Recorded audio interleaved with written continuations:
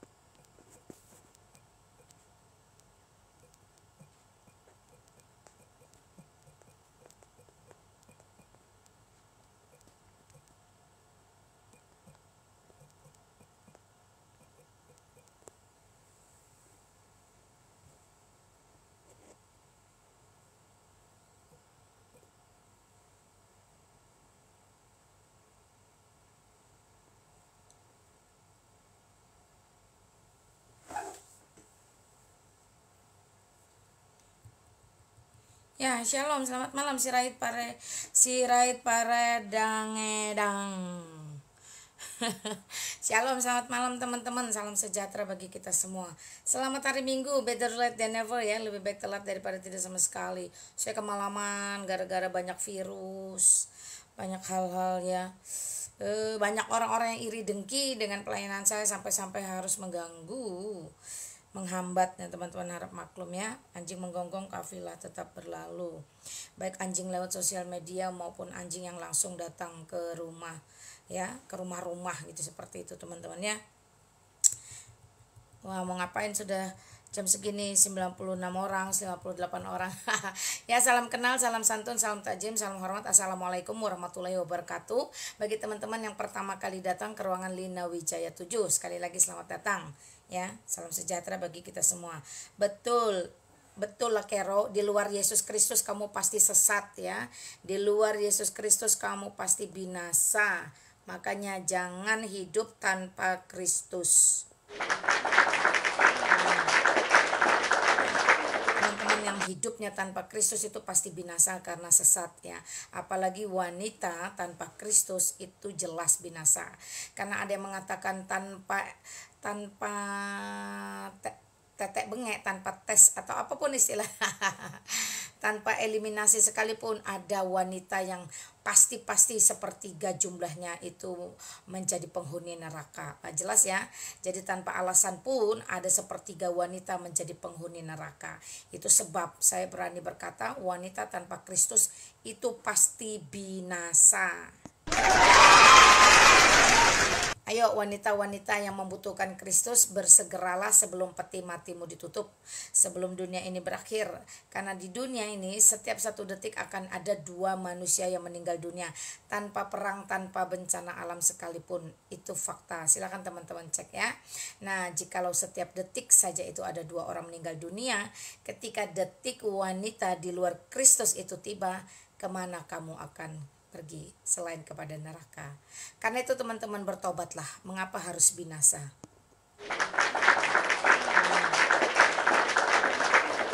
Makanya Lakero segera bawa ya adikmu, ibumu, anakmu, istrimu, semua wanita-wanita yang tidak mengenal Kristus, bahkan dirimu sendiri. Karena tanpa Kristus, sekali lagi teman-teman, semuanya sia-sia. Kalau orang sibuk jungkir balik siang malam, jodotin jidat, itemin dengkul, minta ditunjukkan jalan yang lurus dan benar.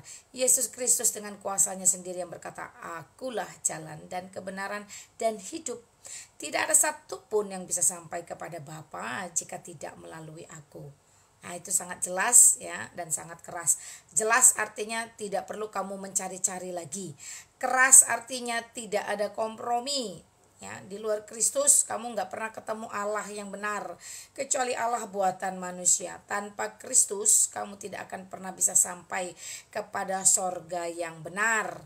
Dan tanpa Kristus juga kamu tidak akan pernah memiliki hidup yang benar, hidup yang kekal. Semuanya serba di bawah pimpinan iblis. Teman-teman ya. Ya, narasi saya sangat jelas, wanita tanpa Kristus pasti binasa. Mau ibumu, istrimu, adik perempuanmu, kakak perempuanmu, ipar perempuanmu, tanpa Kristus termasuk dirimu pasti binasa. Karena jalan dan kebenaran dan hidup hanya berani tegas jelas dikatakan oleh Yesus Kristus dengan penuh kuasa sebagai Allah dan Tuhan itu sendiri di muka bumi.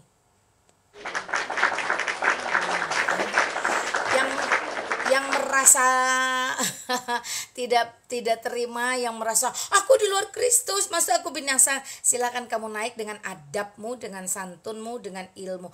Nggak ada ilmu nggak apa-apa lah, yang penting punya adab ya. Karena saya dulu di iman lama saya boro-boro adab, ilmu juga nggak punya. Ya, itu narasi saya. Nggak ada yang perlu saya takuti dari narasi saya, karena itu fakta. Saya pernah hidup dalam kegelapan. Saya pernah menjadi wanita yang hampir menjadi bagian sepertiga penghuni neraka. Puji Tuhan, saya dikeluarkan dari kegelapan tersebut dan dimasukkan ke dalam terang Kristus, sehingga tidak ada lagi label di dalam hidup saya bahwa sepertiga wanita itu penghuni neraka. Sorry to say, buruan kalau kamu mendengarkan saya berkata-kata, buruan kasih tahu istrimu, adik perempuanmu, ibumu, saudara perempuanmu, ya, ipar perempuanmu, bahwa tanpa Kristus wanita itu pasti binasa.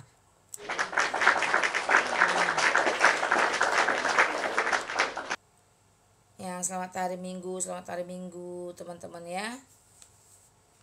Yesus penjaga pintu surga. Yesus bukan penjaga pintu surga. Yesus sang pemilik surga. Dia adalah satu-satunya Tuhan yang berkuasa di sorga, di bumi, dan di dunia orang mati. Sorga tempat Allah bertata, tempat Tuhan berkuasa. Sorga menjadi milik Kristus sejati. Jadi kalau surga ibaratnya rumah, seperti rumahnya Lina, tidak akan ada orang yang bisa masuk ke dalam rumah tanpa izin atau tanpa undangan Lina. Demikian sorga tidak akan bisa kamu dekati, kamu hampiri, apalagi kamu masuki tanpa izin sang pemilik atau undangan sang pemilik. Siapakah sang pemilik sorga sejati? Tentu Yesus Kristus, Tuhan Allah semesta alam.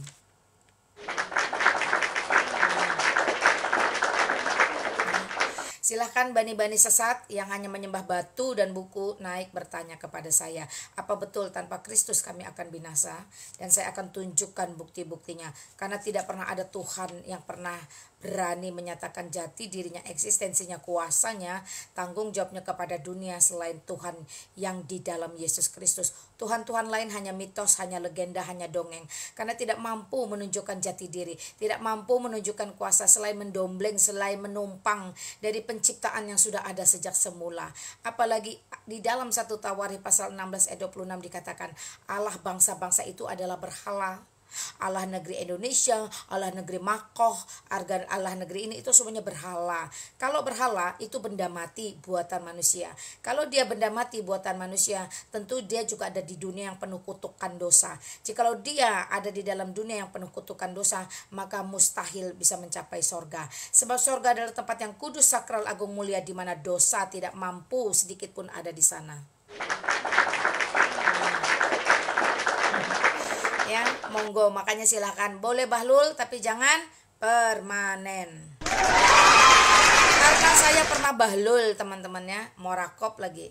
Bersyukur sekali lagi saya dimenangkan, dipulihkan, ditangkap oleh Kristus untuk dikeluarkan dari kegelapan masa lalu, di mana tidak ada kebenaran, tidak ada kasih, tidak ada sukacita, tidak ada damai sejahtera, tidak ada jaminan keselamatan. Semuanya serba insyaallah, wallahu alam, maybe yes, maybe no.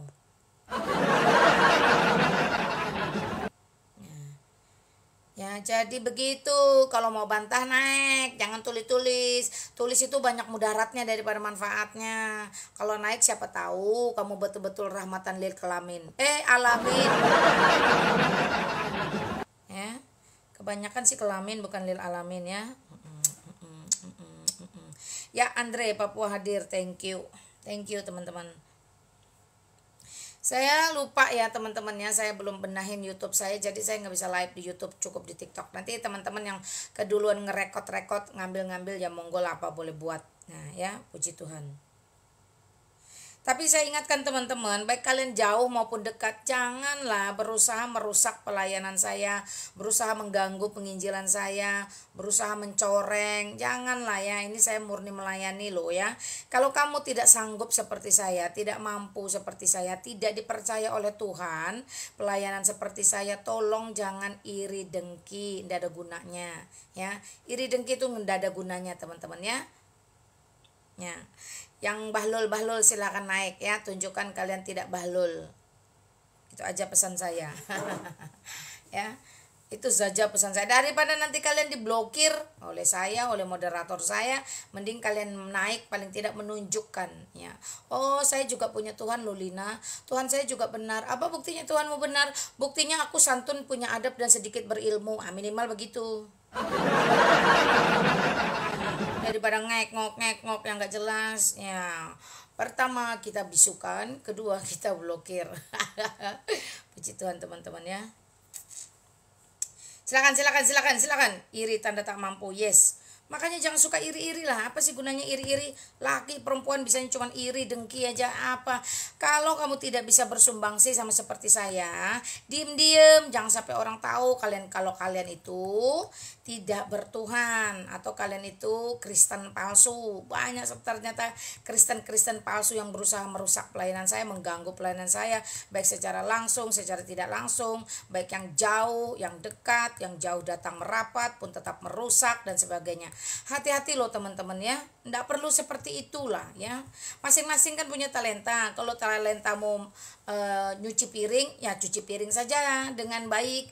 Karena Alkitab mencatat lakukan segala sesuatu itu untuk Tuhan, bukan untuk manusia. Jadi jangan mengganggu orang gitu. Kalau kamu bisanya cuma jadi kuli di pasar, atau mungkin kamu diizinkan Tuhan dulu untuk menjadi orang gila, tidak waras gitu, nggak apa-apa. Jalani dulu kegilaan dan ketidakwarasanmu itu ya. Siapa tahu itu menjadi ladang buat para dokter praktek, buat ladang bagi keluargamu merawatmu. Jangan mengganggu orang lain ya. Semuanya ada bagiannya masing-masing gitu loh. Kenapa sih suka mengganggu pelayanan saya? Heran saya ndak kenal kamu ya. Kamu pun ndak kenal saya. Ayolah yang waras ya.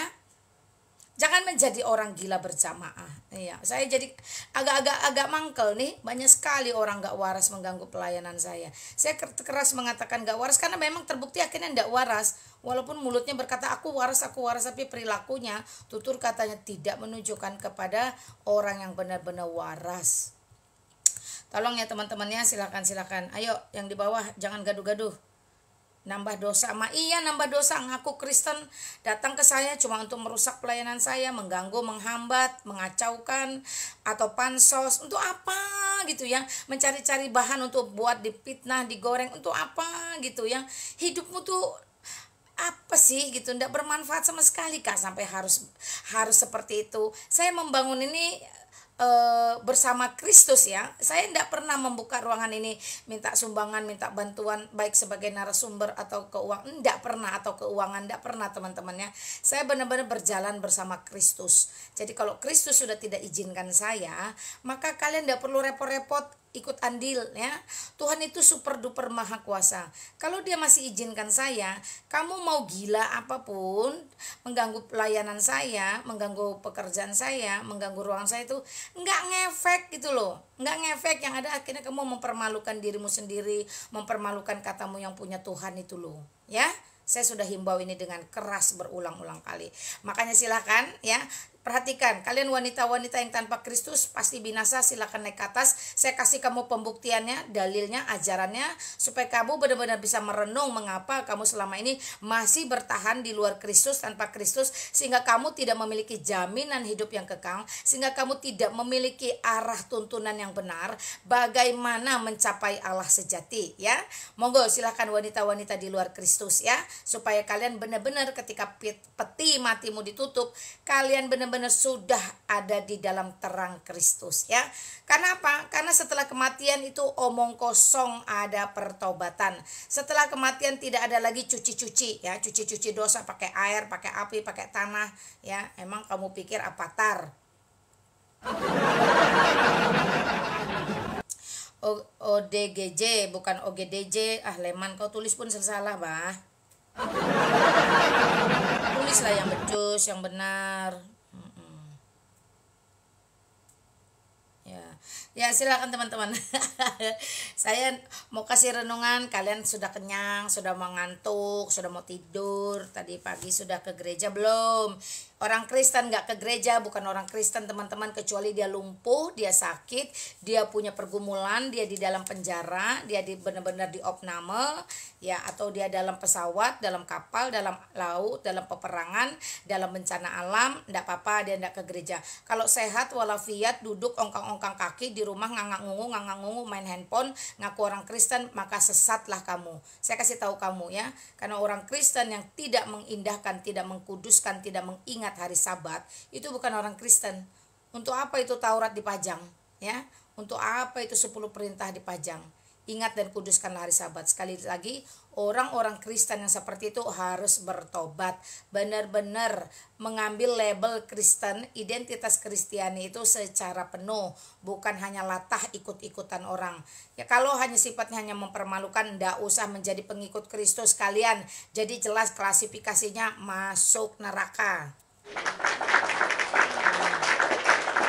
Iya, pusing amat. Ngaku-ngaku Kristen, ada aja alasannya ndak ke gereja. Inilah, itulah. Banyak cengcongnya. Ya, silakan teman-teman. Malina, kenapa kemalaman? Itulah ngurusin orang-orang gila yang datang dalam ruangan saya, dalam pelayanan saya nih teman-teman, datang di darat, di lapangan. Susah memang kalau ketemu orang gila, harus panjang sabar. Nah, saya coba kasih ke teman-teman Ayub pasal 1 ya, yang ayat yang ke-11 deh. Tetapi layangkanlah tanganmu dan hancurkan segala yang dimilikinya. Ia pasti mengutuki engkau di hadapanmu. Wah, kira-kira teman-teman kalau di dalam Ayub itu kalimat siapa coba? Tetapi layangkanlah tanganmu dan hancurkan segala yang dimilikinya. Ia pasti mengutuki engkau di hadapanmu. Itu adalah kalimat iblis menyuruh Tuhan. Ya, karena iblis iri, cemburu. Nah, itu sifat-sifat iri itu, sifat-sifat iblis adalah iri dan cemburu melihat Ayub menjadi manusia saleh, manusia yang taat, yang sabar. Ayub itu tahu nggak teman-teman, tiap sore dia bikin bakaran korban pengampunan dosa untuk anak-anaknya sambil berkata, mana tahu barangkali anak-anakku ada berbuat dosa hari ini, tapi mereka tidak melakukan korban pengampunan dosa, biar aku sebagai ayahnya yang melakukan, aku yang mewakili. Itu Ayub tuh, dia tidak ingin anak-anaknya berdosa, sampai seperti gitunya saking salehnya teman-teman ya. Jadi kesalehan itu bukan pada penampilan, mata doang kelihatan, perempuan menjadi lontong, padahal binasa juga dibungkus dari ujung rambut sampai ujung kaki ya. Dan seperti itu. Jadi kesalehan Ayub tidak ditunjukkannya dari cara dia berpakaian, tidak ditunjukkan dari makanan dan minuman, tidak ditunjukkan dari gerak-gerakan nungging-nunggingnya, tidak. Tetapi kesalehan Ayub ditunjukkan dalam seluruh karya nyata, dalam konkret, dalam sesuatu yang dikerjakan. Salah satunya adalah melakukan korban persembahan ya bagi dosa-dosa anaknya setiap hari. Nah, si iblis kerjanya apa? Cemburu, iri dengki, berusaha merusak, mengganggu, minta izin kepada Tuhan biar diberi kuasa untuk mengganggu. Nah, itu iblis ya. Jadi kamu yang selama ini menjadi iblis, dipakai oleh iblis, ditunggangi oleh iblis, merusak ruang-ruang penginjilan yang alkitabiah, yang biblika, mengganggu para apologet yang hidupnya tidak pernah mengganggu kamu. Hati-hati, kamu sedang dipakai oleh iblis. Itu sebab kamu menjadi orang yang tidak waras. Perhatikan. Nah, jadi dari ayat 1 pasal 11 kita tahu bahwa iblis itu tidak suka jikalau ada orang Kristen yang benar-benar menjadi pengikut Tuhan sejati ya. Itu seram ya teman-teman ya. Ayat 1 ayat 11 itu jelas sekali, itu kalimat iblis ya. Dalam sebuah ruang tamu yang megah diletakkan 10 pot dengan aneka ragam bunga. Wah, ada mawar melati, apa-apalah, Kamboja yang kerdil juga ini ada ya, yang dibonsaikan itu macam-macam, pokoknya bunga-bungaan. Ada di dalam 10 pot di dalam satu ruangan. Nah, indah sekali kalau apalagi kalau warnanya Mejiku Hibiniu, merah, kuning, jingga, hijau, biru, nila, ungu. Jarang loh orang bisa menghafal Mejiku Hibiniu ya. Saya masih bisa, sama seperti menghafal Ipolexos Buthankam. ideologi, politik, sosial, budaya, pertahanan, dan keamanan. Wah, itu hanya otak-otak lama itu yang bisa. Luar biasa ya. Puji Tuhan teman-teman ya. Ya, jadi indah bunga-bunga dalam pot itu karena dibuat dari kain sutra. Kok jadi, aduh, oi, siapa dia? Siapa namamu? Selamat malam.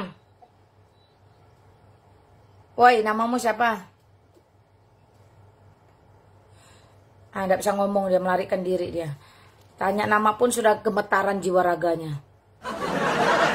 Malina tanya orang jangan gitulah, jiwa raga orang bergetar-getar. Tidak apa-apa teman-temannya, memang harus begitu. Jadi kalau ada iblis di dalam dirinya dia ketakutan segera. Kalau tidak ada ya dia seharusnya tenang-tenang saja. Ditanya siapa namamu? Namaku Legion. Nah, kan Legion aja bisa nyaut. Masa Legion bisa nyaut, ditanya kamu nggak bisa nyaut, gimana sih? Kamu berarti lebih parah dari Legion. Luar biasa kamu ya. Nah teman-teman ya, saya lanjutin ya. Nah namun demikian tidak pernah seekor serangga itu mendekatinya. Nah, kenapa? Karena kan tadi saya sudah bilang dia dari sutra yang lembut, artinya bunga-bunga itu hanya karpet ya. Hanya karpet, hanya gorden. Nah, jadi bukan bunga hidup, bukan bunga sungguhan. Karena tidak ada seekor serangga yang mendekatinya. Ya, semuanya itu adalah bunga tiruan. Nah, jadi bunga-bunga itu hanya sekedar pajangan. Sebab teman-teman harus mengerti, hanya bunga yang asli yang menarik ya. Yang menarik, hanya bunga yang asli yang menarik perhatian serangga. Nah, apa yang kau ributkan Filmon? Paulus lebih hebat dari nabimu. Kenapa belum kalian berantem di bawah, woi? Lucu juga orang-orang ini ya.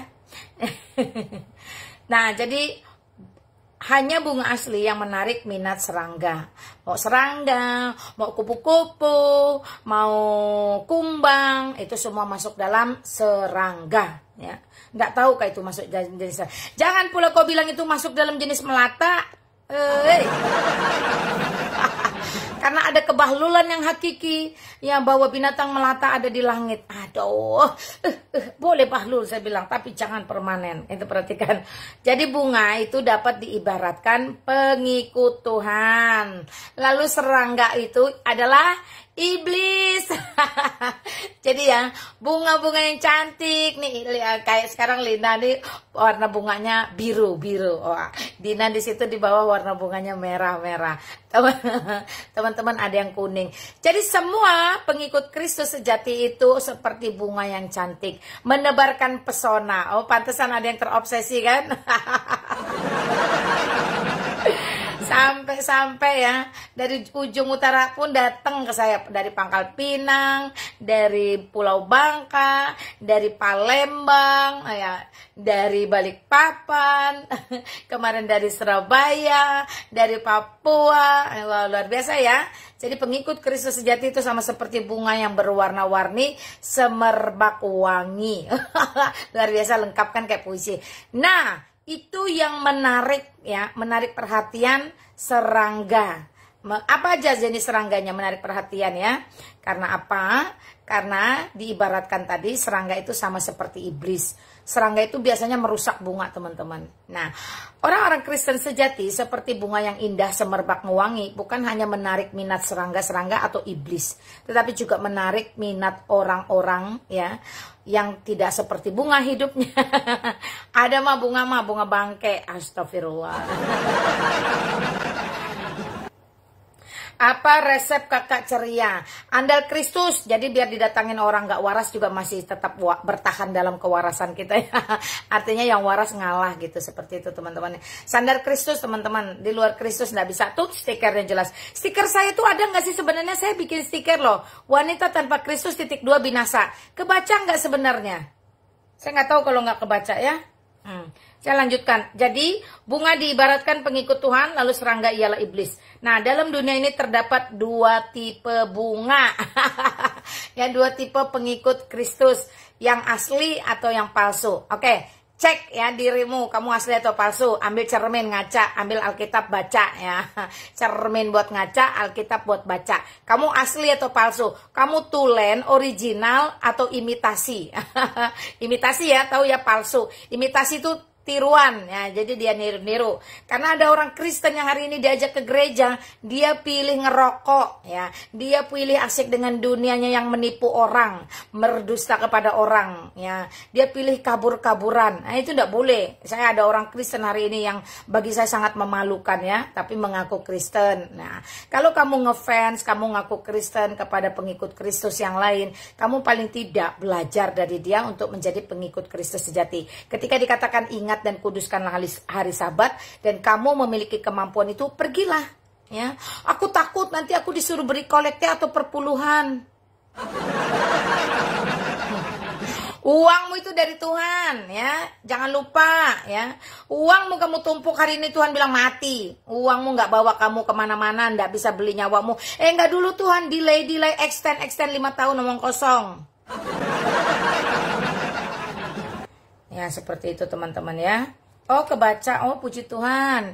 Ya benar ya, wanita tanpa Kristus binasa loh. Saya selalu menggalakkan hashtag wanita brilian, pilih Yesus Kristus. Nah, jadi kita tadi sampai kepada 2 tipe pengikut Kristus atau 2 jenis bunga. Nah, seperti yang tadi bunganya cantik-cantik tetapi tidak ada serangga yang datang karena apa? Karena bunga palsu. Jadi ada yang asli, ada yang tiruan. Asli itu jelas orang-orang yang sungguh-sungguh hidup takut akan Tuhan.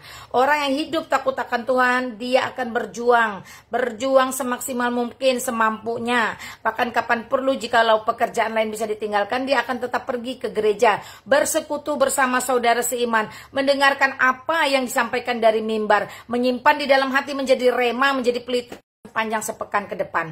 Nah, minimal dari situ dulu teman-teman ya, paling gampang. Gak perlu rumit-rumit mencari bukti. Nah, seperti itu teman-teman. Terus, yang tiruan itu kayak apa? Ya, yang tiruan itu yang hanya mengaku-ngaku saja. I am a Christian, so prove me. No, I'm just a Christian, but nothing to do. Wow, seru ya. Shalom, selamat malam, Mas Romi. Shalom, Mak. Gimana kabarnya? Alhamdulillah aman, terkendali, sehat walafiat. Cuman suara saya tuh kayaknya mau utuh bulat itu sekarang susah ya. Tiap hari ada aja yang saya omongin, tiap hari ada aja yang saya ajarin, saya omelin, saya tegurin, saya bicarain, saya sampaikan, saya didikin. Iya. Puji Tuhan. Sampai kadang saya bingung kapan lidah saya kusut Tuhan. Jangan, kata Tuhan, masih mau dipakai. Alhamdulillah. Silakan Mas Romi. Ya, teman-teman yang ada di Komalnya Mak Lina, selamat malam. Saya bersyukur sekali dengan kehidupan saya, sehingga rasa syukur ini mau saya bagikan kepada teman-teman. Mudah-mudahan bisa memberikan semangat juga kepada teman-teman untuk tetap berlindung di dalam nama Tuhan Yesus Kristus. Amin. Selamat hari Minggu. Mau saya sampaikan terlebih dahulu untuk teman-teman. Saya mau sharingkan, saya ibadahnya kemarin hari Sabtu sore jam 5 Mak Lina. Jadi ikut ibadah pertama di gereja saya, ada ibadah hari Sabtu sama ibadah yang hari Minggu. Saya ibadah yang pada hari Sabtu. Pada saat kemarin saya beribadah itu, saya mau bilang kepada teman-teman, saya sudah lama tidak ke gereja. Beberapa bulan ini saya tidak ke gereja dikarenakan kondisi mata saya yang tidak memungkinkan saya pergi ke gereja ini karena gereja di mall. Dan saya pernah waktu jalan di mall ini saya ketabrak di stan. Jadi saya tuh punya kekurangan dalam mata saya teman-teman. Sehingga waktu terakhir saya ke gereja itu saya bilang sama Tuhan, Tuhan ini saya terakhir ya ke gereja sampai Engkau memberikan mujizat kepada saya. Pada saat saya dalam proses meminta pertolongan kepada Tuhan, saya terus memuji, saya terus berdoa, saya terus bertekun dan percaya Tuhan betul-betul menjawab doa saya. Saat ini memang kondisi mata saya belum, karena saya harus operasi dan itu membutuhkan persiapan yang luar biasa. Tetapi kemarin itu saya memutuskan ke gereja lagi karena pada saat saya pada saat saya kemarin hari Sabtu itu tiba-tiba aja Tuhan dalam dalam di pikiran saya itu Tuhan mengatakan, marilah marilah datang kepadaku. Jadi itu yang membuat saya akhirnya kemarin memutuskan ke gereja lagi. Nah, di gereja saya mendapatkan penguatan dari Mazmur 5 ayat 12 sampai 13. Teman-teman nanti bisa membaca bahwa orang yang hidup dalam kebenaran maka dia akan dipagari dengan berkat. Itu Amin. terjadi teman-teman dalam kehidupan saya. Ketika saya memutuskan hidup dalam kekudusan, hidup dalam kebenaran, berdoa, memuji Tuhan, terus percaya kepada Tuhan Yesus, doa itu dijawab beneran loh. Sesuai dengan waktunya Tuhan. Pengkhotbah 3 ayat 1 atau ayat 3 ya, saya lupa ya. Segala sesuatu itu ada masanya. Nah, seperti itu. Jadi waktunya Pengkhotbah 3. Pengkhotbah 3 ayat 1 kalau nggak salah.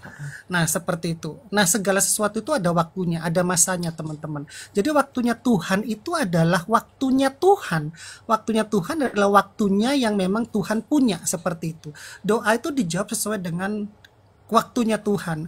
Jadi ketika mata saya tidak pernah ketemu diagnosanya apa sih, bertahun-tahun nih kok mata saya semakin turun dalam melihat, sebelumnya bisa naik mobil, kemudian nggak bisa naik, sebelumnya itu bisa nyetir mobil, kemudian sudah nggak bisa nyetir mobil lagi, cuman bisa nyetir sepeda motor, sudah nggak bisa nyetir sepeda motor lagi, sekarang jalannya sulit gitu kan ya, kok semakin turun penglihatan saya. Ini diagnosanya apa ini? Ke Singapura sudah, ke dokter subspesialis sudah, nggak ketemu diagnosanya. Apa ini, sakit mata yang apa ini? Tapi ketika saya terus bertekun dalam doa, ternyata diagnosanya ketemu kemarin, teman-teman. Nah, itu saya alami dari Mazmur 5 ayat 12-13 tadi, bahwa ketika kita hidup dalam kebenaran, hidup untuk suci, hidup dalam kekudusan, mengendalikan diri, karena buah dari Roh Kudus itu adalah pengendalian diri, teman-teman, maka mukjizat itu ada. Nah, Amin. poin yang mau saya sampaikan kepada teman-teman, apapun masalahnya teman-teman ya, I don't know what is your problem now. Saya tidak tahu teman-teman about money, mungkin keuangan, masalah dengan keluarga, dengan pasangan, dengan pekerjaan, dengan kesehatan, seperti pada kondisi mata saya. Ketika teman-teman berfokus untuk hidup suci, terus berdoa dan memuji, karena ada kuasa di balik pujian, teman-teman ya, maka teman-teman nanti akan dipertemukan dengan hari di mana doa itu dijawab, teman-teman. Ya, seperti itu yang mau saya sampaikan. Nah, pada kesempatan ini izinkan saya memuji satu lagu ciptaan saya, boleh, Mak? Ala Puji Jehovah Tuhan, Rafa. silakan. Mas Romi ini sejak menjadi Kristen, teman-teman, bukan hanya lidah tutur katanya yang diubahkan. Dia seorang mantan Islam juga, sama seperti saya. Tapi lebih daripada itu, dia satu level di atas saya. Bukan hanya lidah tutur kata yang diubahkan, dia mampu menggubah aneka lagu rohani. Puji Tuhan, silakan Mas. Ya, puji Tuhan, sudah 9 lagu saya ciptakan. Salah satu lagunya ini adalah lagu di mana pada saat saya anehnya lah, lagu ini selalu tercipta pada saat saya pulang naik Gojek pulang dari gereja. Aneh loh, ketika di luar itu nggak tercipta lagu. sedikit unik ya. Jadi lagu ini judulnya adalah Allah Jehovah Rafa. Bagi teman-teman yang mungkin belum paham apa artinya Allah Jehovah Rafa, itu adalah Allah yang menyembuhkan. Kalau Allah Jehovah Jireh adalah Allah yang menyediakan. Jadi ini lagu ciptaan saya. Seperti ini lagunya. Allah Jehovah, Allah Jehovah, Allah Jehovah Rafa, Allah Jehovah, Allah Jehovah, Allah Jehovah Rafa, Allah Jehovah Rafa, Allah Sang Penyembuh,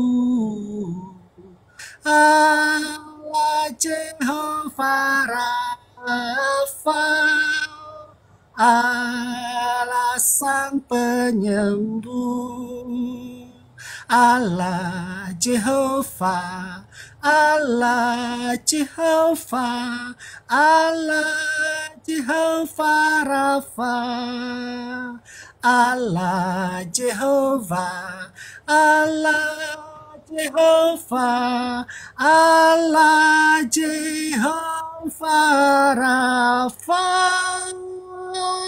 Seperti itu, Mak. Amin. Puji Tuhan ya teman-teman ya. Luar biasa, luar biasa, luar biasa. Teman-teman, lagu itu meluncur begitu saja ketika saya terus, Tuhan, saya percaya Engkau jawab doa saya, Tuhan. Tuhan, saya percaya Amin. Engkau Allah Jehovah Rafa, Engkau Allah Jehovah Rafa. Tiba-tiba muncullah melodinya. Tiba-tiba muncullah liriknya, teman-teman. Jadi gini teman-teman poinnya. Ketika teman-teman terhubung dengan Sang Pencipta, yaitu Yesus Kristus itu sendiri, maka teman-teman akan mengalami suatu mukjizat dan pertolongan. Saya ulangi sekali lagi ya. Ketika teman-teman terkoneksi ya, jadi teman-teman ada sinyal, kalau ada sinyal kan kita bisa teleponan ya teman-teman ya, satu dengan yang lainnya. Kalau teman-teman punya sinyal terkoneksi, nah terkoneksi itu hidup dalam kekudusan, teman-teman menghindari dosa, nah itu hidup dalam kekudusan itu seperti itu teman-teman. Maka teman-teman akan terkoneksi dengan Tuhan, maka disitulah teman-teman terhubung. Setelah terhubung teman-teman bisa mendapatkan suatu kenyataan. Oh, doa itu dijawab ya lebih cepat kalau kita punya koneksi yang baik dengan Tuhan. Nah, teman-teman, jadi kesimpulannya, poinnya dari sharing saya ini, dari testimoni ini, apapun situasinya teman-teman pada malam hari ini, sekali lagi, terkoneksilah dengan Tuhan. Marilah kepadaku, katanya Tuhan Yesus. Sekali lagi, marilah kepadaku yang letih dan lesu dan berbeban berat, datang sama Tuhan Yesus, teman-teman. Nah, berlaku bagi siapapun ini, nggak harus bagi yang sudah menjadi pengikutnya Kristus seperti saya, tetapi mungkin bagi engkau yang masih belum jadi pengikut Kristus, coba yuk berdoa dalam nama Yesus Kristus, nanti teman-teman akan mendapatkan mujizat. Kenapa itu bisa terjadi? Ya karena Yesus itu real, Yesus itu benar-benar Tuhan yang bisa menjawab doanya teman-teman. Demikian Mak Lina. Amin. Matius 11 ayat 28, marilah kepadaku kamu semua yang letih lesu dan berbeban berat, aku akan memberikan kelegaan kepadamu. Itu kata-kata Yesus Kristus. Thank you. Keren bro. ya, keren ya, kelegaan loh, betul-betul saya punya kelegaan loh, Mak. Aslinya itu damai sentosa.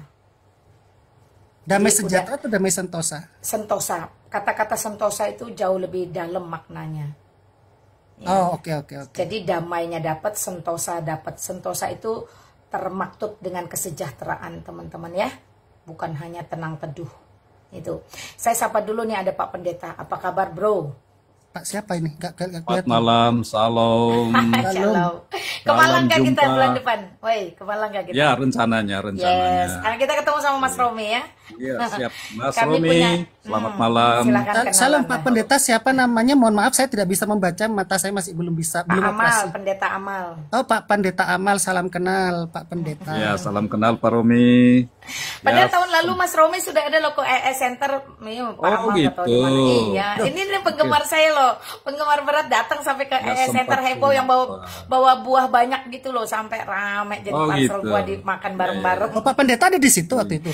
Ada dia Pak Amal. Ada, Pak Amal ada. itu datang nyamperin saya juga Bu Lina katanya. Iya, karena saya lihat dari jauh kan, beliau kan duduk, terus saya lihat, loh ini kayaknya saya kenal nih. Mereka nih Nah, heboh saya ketemu saya di kemarin. darat, padahal saya diam-diam aja loh. Iya, sempat pinjam tripodnya juga. Tripod ya. Jalan langsung. Iya. Heboh Begitu. ya, Satu ada lagi kesehatan satu ya. tuh. Enggak, ada satu lagi apologet dari Bali tuh Pak Wayan tuh loh Pak Amal. Nah itu pun sama Ya. tuh. Tapi Iya. dia mainnya di YouTube, jadi dia sering komen tuh di YouTube. Saya senyum-senyum. Ketemu gak kita kumpul ya, reuni. Ya, siap. Bulan Silakan, depan tuh ada Pak. ES Center lagi. Iya. Tiap tahun itu rencananya, memang, Mas Romi. rencana. Agustus tiap tahun itu Itu ada tiap reuni. tahun. Oh, kita tuh udah 1 Konvensi. tahun ya, Mak ya. Udah 1 tahun, nggak kerasa kan? Waktu Iya, itu saya ini masih bisa sudah- pakai sepeda loh, Mak. Sekarang enggak loh. Nah, saya biasa. sudah didaftarin loh Pak Amal, jadi kemarin sudah dapat undangan. Oh, gitu ya? Tinggal berangkat. Oke, berarti siap ketemu lagi. Mantap Puji Tuhan. jiwa. Ya, ini Ya, materinya promosikan pasti apa luar itu biasa. EE? Pak Amal, apa itu Iya. EE? Monggo silakan. Oke, baik. Ya, Pak Romi dan Ya. teman-teman semua yang ada di room ini, terima kasih Malina untuk perkenanannya saya boleh naik di room ini. Mbak Romi, terima kasih sudah berikan kesaksian luar biasa, memberikan motivasi, semangat lagi bagi semua teman-teman yang mungkin saat ini sedang ada dalam persoalan atau pergumulan, mereka akan tetap kuat, bahkan lebih fokus lagi kepada Tuhan, melihat bahwa Tuhan yang mereka percaya di dalam Yesus Kristus itu menyertai mereka dalam segala keadaan. Nah, sedikit ingin sharing tentang EE itu Evangelism Explosion adalah sebuah pelatihan penginjilan yang melatih semua orang untuk terlibat dalam pemberitaan Injil. Siapapun itu, anak-anak, remaja, pemuda, bahkan orang dewasa. Karena apa? Pemberitaan Injil itu adalah tugas semua orang. Itu bukan sebuah karunia yang harusnya dilakukan untuk orang-orang tertentu. Tapi itu adalah luapan sukacita karena orang itu sudah terima Yesus sebagai Tuhan dan Juru Selamat. Yes. Oleh sebab itu dia harus memberitakan tentang Yesus. Karena dia sudah menerima, karena sukacitanya di dalam Yesus itu. Nah, EE sudah ada dari tahun 1962, sudah ada di 213 negara seluruh dunia. Nah, salah satu Indonesia yang paling luar biasa dan sedang bergerak dengan luar biasa, dan saya salah satu bagian yang terlibat di dalam pelayanan ini, dan kami sudah melatih ratusan orang, dan mereka sedang ada di seluruh pelosok, di NTT khususnya di tempat saya, dan mereka sedang bergerak. Baik itu anak-anak di sekolah, baik itu pemuda remaja di tempat kuliah, tempat bekerja, bahkan pendeta majelis di gereja-gereja mereka, sehingga sudah pelipat gandaan itu terjadi. Nah, kita berharap ini yang akan dilakukan oleh setiap orang percaya. Kenapa? Karena panggilan kita semua adalah pergi dan jadikan semua bangsa murid. Yes. Itu adalah panggilan. Nah, kita boleh bergerak lewat platform apa saja, mau YouTube, mau TikTok, mau apapun kita pakai itu. Karena zaman semakin canggih, maka kita bisa manfaatkan media ini, karena media ini Tuhan yang berikan. Tuhan berikan ini dengan sebuah tujuan supaya Injilnya bisa diberitakan. Saya bersyukur adanya Mak Lina yang terus bergerak lewat platform ini, terus memberitakan Injil. Kami tahu bahwa semua ini tidak akan sia-sia. Kami percaya bahwa semua dilakukan, dibuat itu ada perkenanan Tuhan. Dan Tuhan tahu bahwa ada jiwa-jiwa yang akan dimenangkan. Amin. Dan Tuhan izinkan lewat orang-orang tertentu yang Tuhan pakai, termasuk Mak Lina dan semua teman-teman, untuk bisa memberitakan lewat platform ini. Sekalipun terlepas dari sejumlah orang yang sedang menyampaikan hal-hal yang salah, yang keliru tentang Yesus, tetapi kita yang tahu tentang kebenaran, berdiri dalam prinsip-prinsip kebenaran, kita tidak boleh kalah. Tetap harus beritakan, tetap konsisten, karena kita tahu bahwa kebenaran tidak akan pernah sia-sia dan akan terus bekerja. Nah, saya tetap meyakini karena panggilan awal murid-murid Tuhan Yesus dikatakan bahwa di Markus 1 ayat 17 dikatakan, mari ikutlah aku, kamu akan kujadikan penjala manusia. Jadi kalau kita menjadi pengikut Kristus, ingat ada tujuan. Tujuan adalah menjadi penjala, bukan sekedar pengikut. Sayangnya hari-hari ini, begitu banyak orang yang hanya sekedar pengikut. Mereka menjadi orang Kristen tapi tidak pernah ngapa-ngapain, tidak pernah buat apa-apa. Mereka tidak pernah memberitakan Injil, padahal mereka punya data, mereka punya handphone, mereka punya media sosial, harusnya bisa dimanfaatkan dengan baik. Mereka tidak perlu pergi jauh-jauh, mereka hanya dengan jari sebenarnya mereka bisa memberitakan Injil. Tapi sayangnya data mereka hanya dipakai untuk hal yang sia-sia. Padahal kesempatan begitu besar untuk Injil diberitakan. Nah, mari kita bangkit semua, kita bangun semua, supaya semua kita yang tahu bahwa Yesus hanya satu-satunya Tuhan dan Juru Selamat bisa didengar oleh semua orang. Banyak jiwa yang dimenangkan untuk kerajaan Tuhan. Amen. Nah, itu yang pertama. Yang berikut adalah berita terakhir dan penyampaian terakhir juga Tuhan Yesus kepada murid-muridnya. Pesan yang sama dia katakan, pergi dan jadikan semua bangsa murid.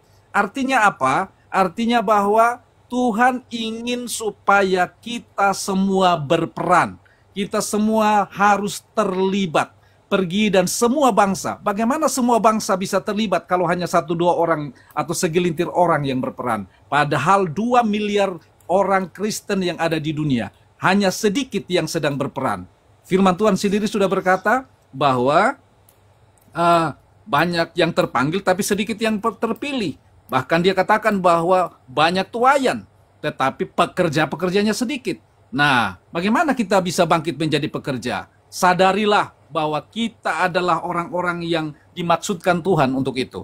Jadi, semua orang yang percaya harus bangkit. Karena banyak orang yang membutuhkan Yesus. Banyak orang yang tersesat. Mereka jalan pada jalannya sendiri. Tapi kita harus hadir untuk menunjukkan jalan. Hanya Yesus satu-satunya jalan kebenaran dan hidup.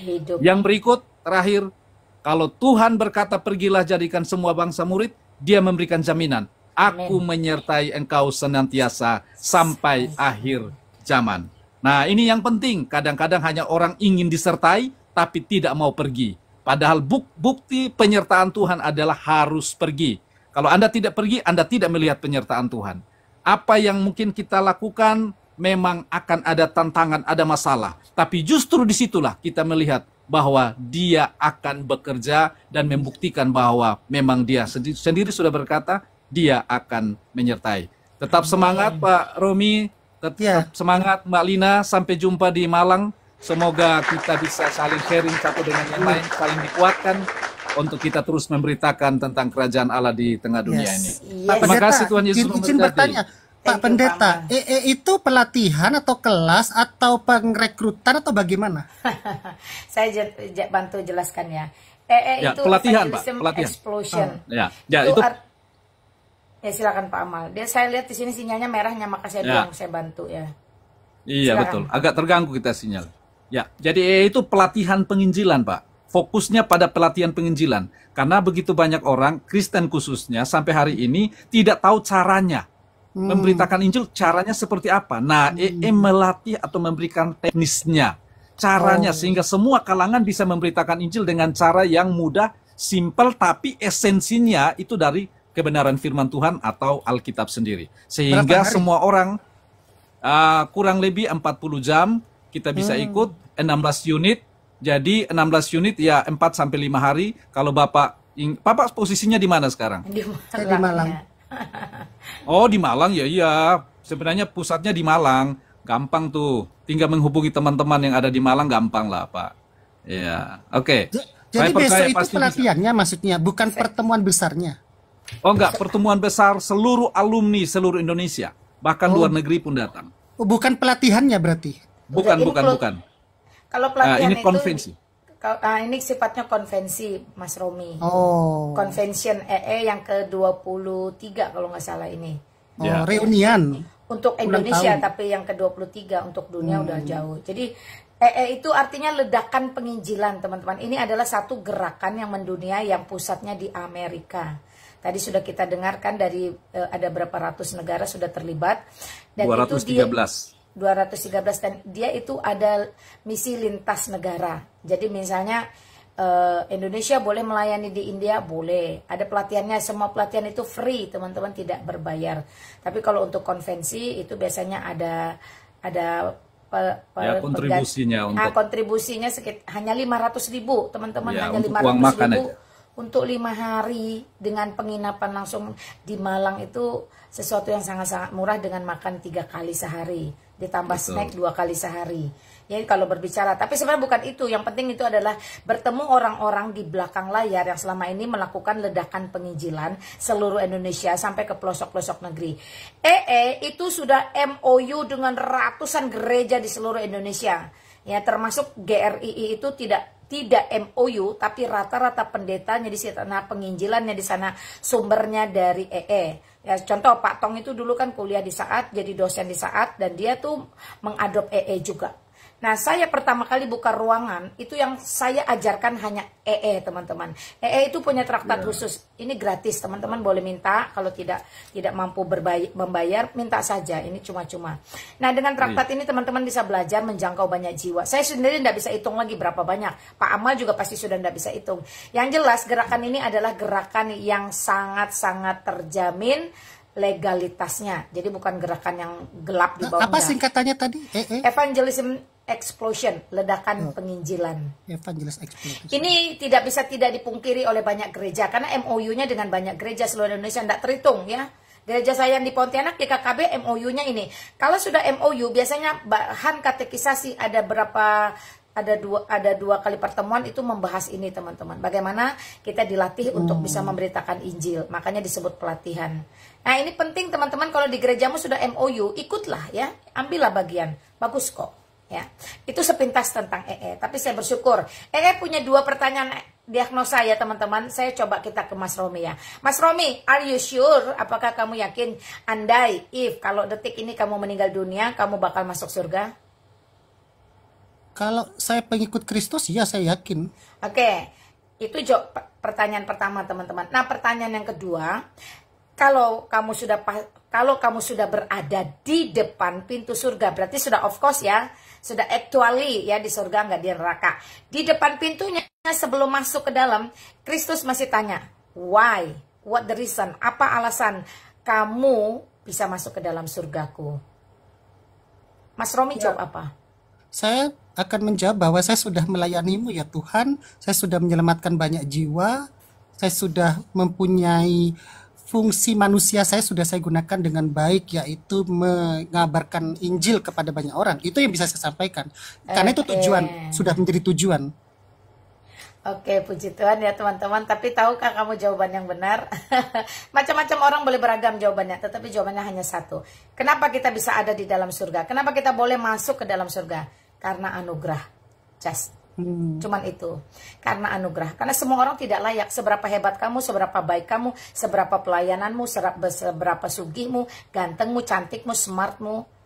Jikalau kamu tidak mendapatkan anugerah, tidak menerima anugerah, sampai kapanpun kamu tidak akan pernah ada di depan pintu sorga, masuk dalam perjamuan anak domba Allah.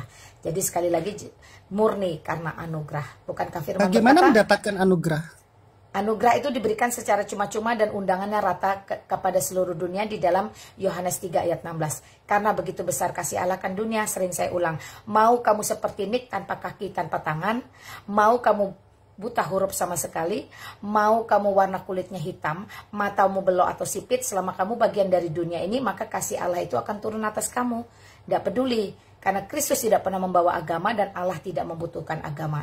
I'm not talking about a religion. Saya tidak berbicara tentang agama. Saya berbicara tentang keselamatan yang semata-mata hanya bisa diterima berdasarkan anugerah. Lalu kalau Allah itu pilih kasih, maka itu bukan Allah.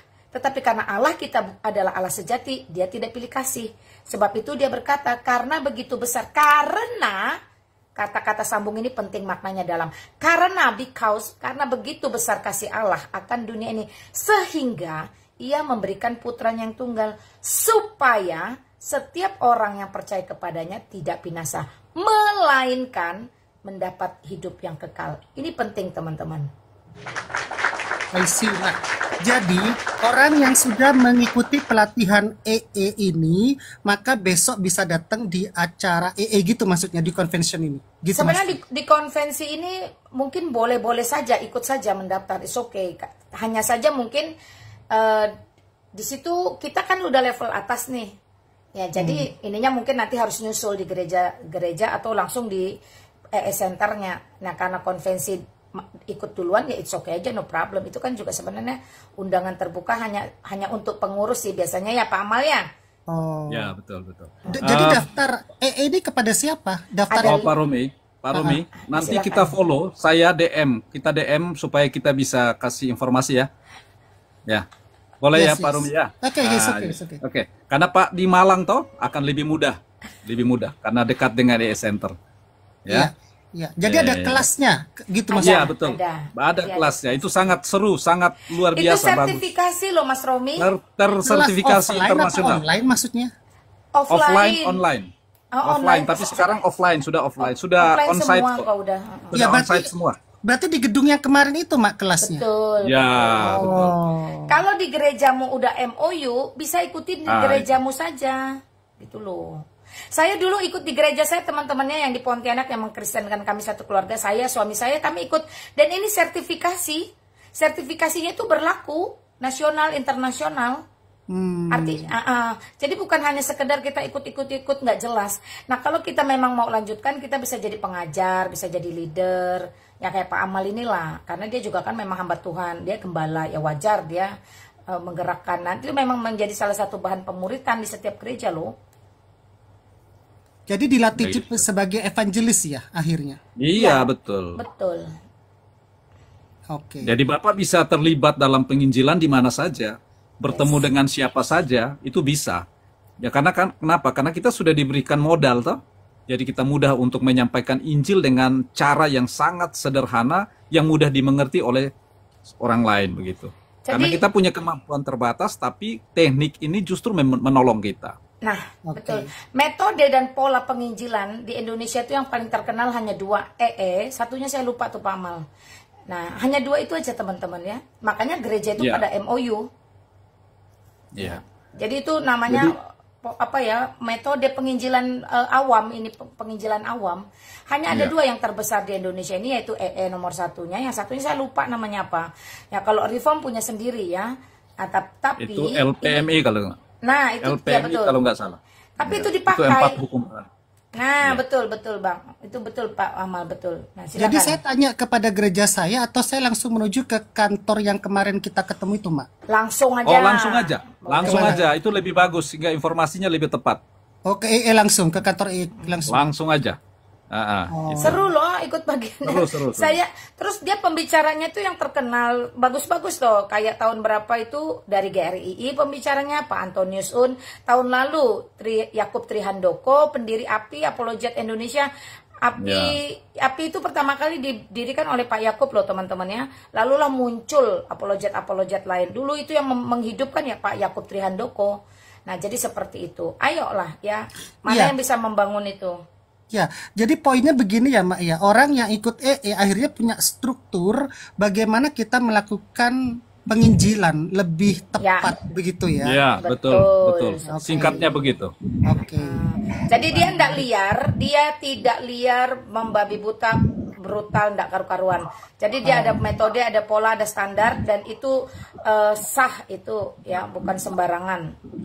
Ini siapa sih? ini bagus khususnya ya terutama mungkin untuk orang seperti saya yang baru mengenal Kristus ya, karena kan saya dari setuju. Islam ya, jadi saya tidak tahu bagaimana urutan dan sebagainya. Ini malah bagus ya, karena saya ada yang membimbing istilahnya. Iya dong, Iya. saya juga dulu kok, saya sama suami ikuti ini tahun berapa? Saya angkatan 2015 kalau nggak salah teman-teman. Udah Sekarang lama sudah dah. angkatan berapa? Nggak tahu, saya di kan Oh, tidak gereja tahu, masing-masing. Oh gitu. Dia itu, jadi itu sekali lagi itu adalah gerakan internasional, pusatnya Amerika, di 213 negara cabang ambil adopt metode ini, lalu dari PGI, dari mana-mana itu MOU ini MOU kerjasama dengan semua gereja yang mau ambil bagian ya. Lalu Terus di setiap gereja bergerak sendiri. nah, gereja itu dia independen. Yang penting dia adopt metodenya. Dia panggil dulu yang pertama untuk melatih atau mengajar di situ. Semua apa yang dibutuhkan nanti disupport. Nah, terus gereja itu mengembangkan sendiri, mengerjakan sendiri. Makanya disebut ledakan penginjilan. Jadi penginjilan itu bukan hanya skala kecil lagi, udah skup besar dia, bergerak bersama-sama. Nah, itu kenapa disebut evangelism explosion, teman-teman ya. Saya sapa dulu yang berisik ini. Siapa sih namanya? Mixon ya? Halo, selamat malam. Ya, Ibu. Namamu siapa? Maxon. Ya, Oke. sorry. Aku pun memang aku udah ada nak tanya tadi, tapi last aku sudah lupa lah.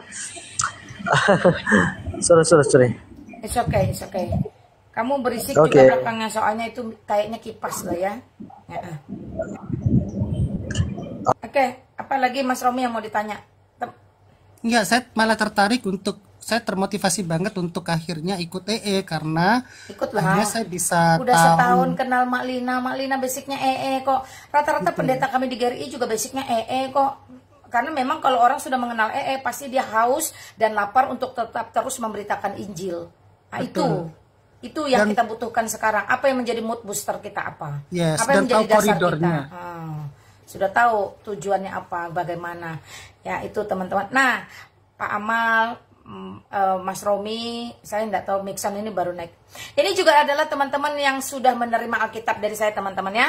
Jadi saya jangan di-prank terus, saya jangan disalahpahami terus, saya jangan dituduh-tuduh terus. Saya capek banyak yang tanya ke saya, Alkitab berapa satu, entah kamu tanya beneran, entah kamu sindir saya, entah kamu hina saya. Jangan. Mereka ini menerima sudah lama, saya sampai lupa kapan kasih, tapi itu tidak ada yang berbayar. Ya, ongkos kirim iya kali ada 1-2 karena karyawan disuruh kirim dia lupa. Nah itu ya teman-teman ya. Nah kabar gembiranya teman-teman, saya mulai bulan Agustus kan dalam rangka 17-an dan dalam rangka ulang tahun pernikahan akan mulai mengadakan kuis. Tapi saya akan percepat dari bulan Juli.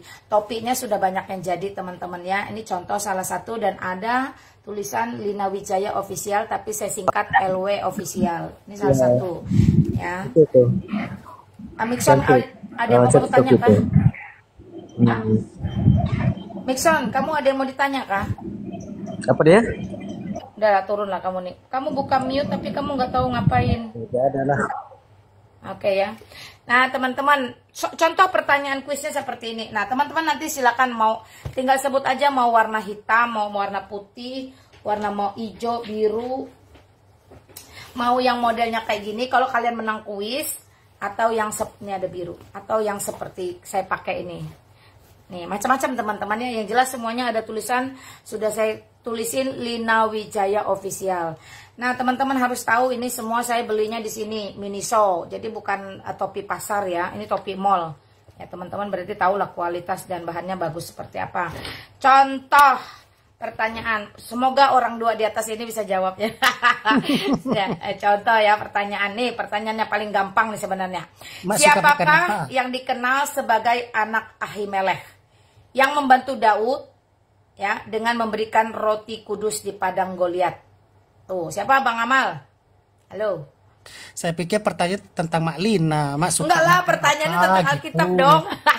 Saya bisa jawab Mas suka coklat gitu, saya tahu. Ayo, siapakah yang dikenal sebagai anak Ahimelech, Bang Amal, yang memberi makan Daud roti kudus di padang Goliat? Ya, apa? Siapa? Oh, Pak Pendeta aja tak tahu kau. Jangan yang sulit-sulit. Harus sulit lah. Biar yang gampang dulu lah. Tidak mau lah, biar dirangsang belajar. Ini kan contoh, baru contohnya tak bisa apalagi yang beneran. Nah, kacau. Jangan yang sulit dulu lah, biar topinya ke Malang. Oke ya, misalnya ini ya. Di manakah Samuel mengurapi Daud sebagai raja? Ayo, di mana coba? Itu kalau di mana berarti place, wilayah, tempat ya teman-teman ya. Itu tuh pertanyaan-pertanyaan Alkitab supaya teman-teman terangsang untuk belajar baca Alkitab, cari di mana. Karena biasanya teman-teman kalau udah baca cerita Alkitab Perjanjian Lama tuh seru, eksposisi itu seru loh. Ya. Saya nggak tahu nih Pak Amal mau jawab apa enggak sinyalnya. Tebak aja di mana? Di mana coba? Di mana Samuel mengurapi Daud menjadi raja? Perlu pilihan jawaban kah Mas Romi? Ya. Pilihan jawaban. Hebron, Bethlehem, Yerusalem, Gilgal. Ayo teman-teman di bawah. Gilgal. Hah? Gilgal. Asbun jangan. Ada yang bilang Bethlehem kau. Nah itu contoh teman-temannya. Saya enggak kasih jawabannya cari sendiri lah ya, biar cerdas. Jadi besok kalau ditanya orang tahu. Karena mengetahui dengan membaca, mengetahui dengan karena diri sendiri, dengan dengar dari orang tuh kayaknya lebih bertahan lama yang tahu sendiri. Kalau kasih tahu orang nanti lupa ya. Nggak ada lah segala di Bethlehem ya teman-temannya. Pokok itulah carilah ya. Ada yang jawab di Saya Bethlehem. belajar lagi deh. Sulit banget pertanyaannya. Murtadin dikasih pertanyaan sulit. Orang saya juga Murtadin belajar, tapi saya sudah 25 tahun Gue masih baru, gue masih tahun ini obatnya. Enggak tahu lah, pokoknya semangat ya teman-temannya. Karena belajar itu tanpa henti. Nah itu contoh, jadi nanti siapa yang bisa jawab kuis, saya kasih kuis itu nanti seperti itu. Ya souvenir itu hanya sekedar pemanis saja. Tapi yang sejatinya saya mau melatih teman-teman untuk lebih banyak memperluas wawasan tentang isi Alkitab. Mau tahu barang palsu harus kuasai yang asli. Mau tahu kitab palsu kuasai yang asli. Jadi yang palsu abaikan, kuasai dulu yang asli. Begitu kedengar yang beda dikit dengan yang asli, kita tahu itu palsu. Itu. Jadi saya merangsang membuat teman-teman itu belajar tentang Alkitab lebih luas, ya. Mari siapkan dirimu untuk bulan depan saya akan mulai berikan kuis-kuis ya. Sekiranya teman-teman dapat kesempatan, bagus loh topinya loh. Saya aja kadang kepengen, mahal lah gitu. Iyalah, topi Biniso. Iya makanya ini yang kayak gini yang biru. Pokoknya intinya cuma 2 modelnya teman-teman. Ada yang seperti ini. Nah saya bilang sama abang bordirnya, tolong Minisonya jangan dilepas biar mereka tahu itu topi semuanya baru, tidak ada yang bekas. Ya. Nah itu, ini saya pamerin dulu biar nah Miniso Biar semuanya semangat. teman-teman. Biar semangat. Ini cakep nih California, tapi sampingnya ada Lina Wijaya Official. Ini ya, keren loh. Saya yang desain tulisannya nih. Nah, abangnya cuma bikinin ya, teman-teman. Bagus, Mak. Bagus. Cakep banget. Cakep banget. Ada yang banyak minta sampai ke luar negeri, saya bilang ikuti kuisnya, saya gratis. Nah, ini yang coklat.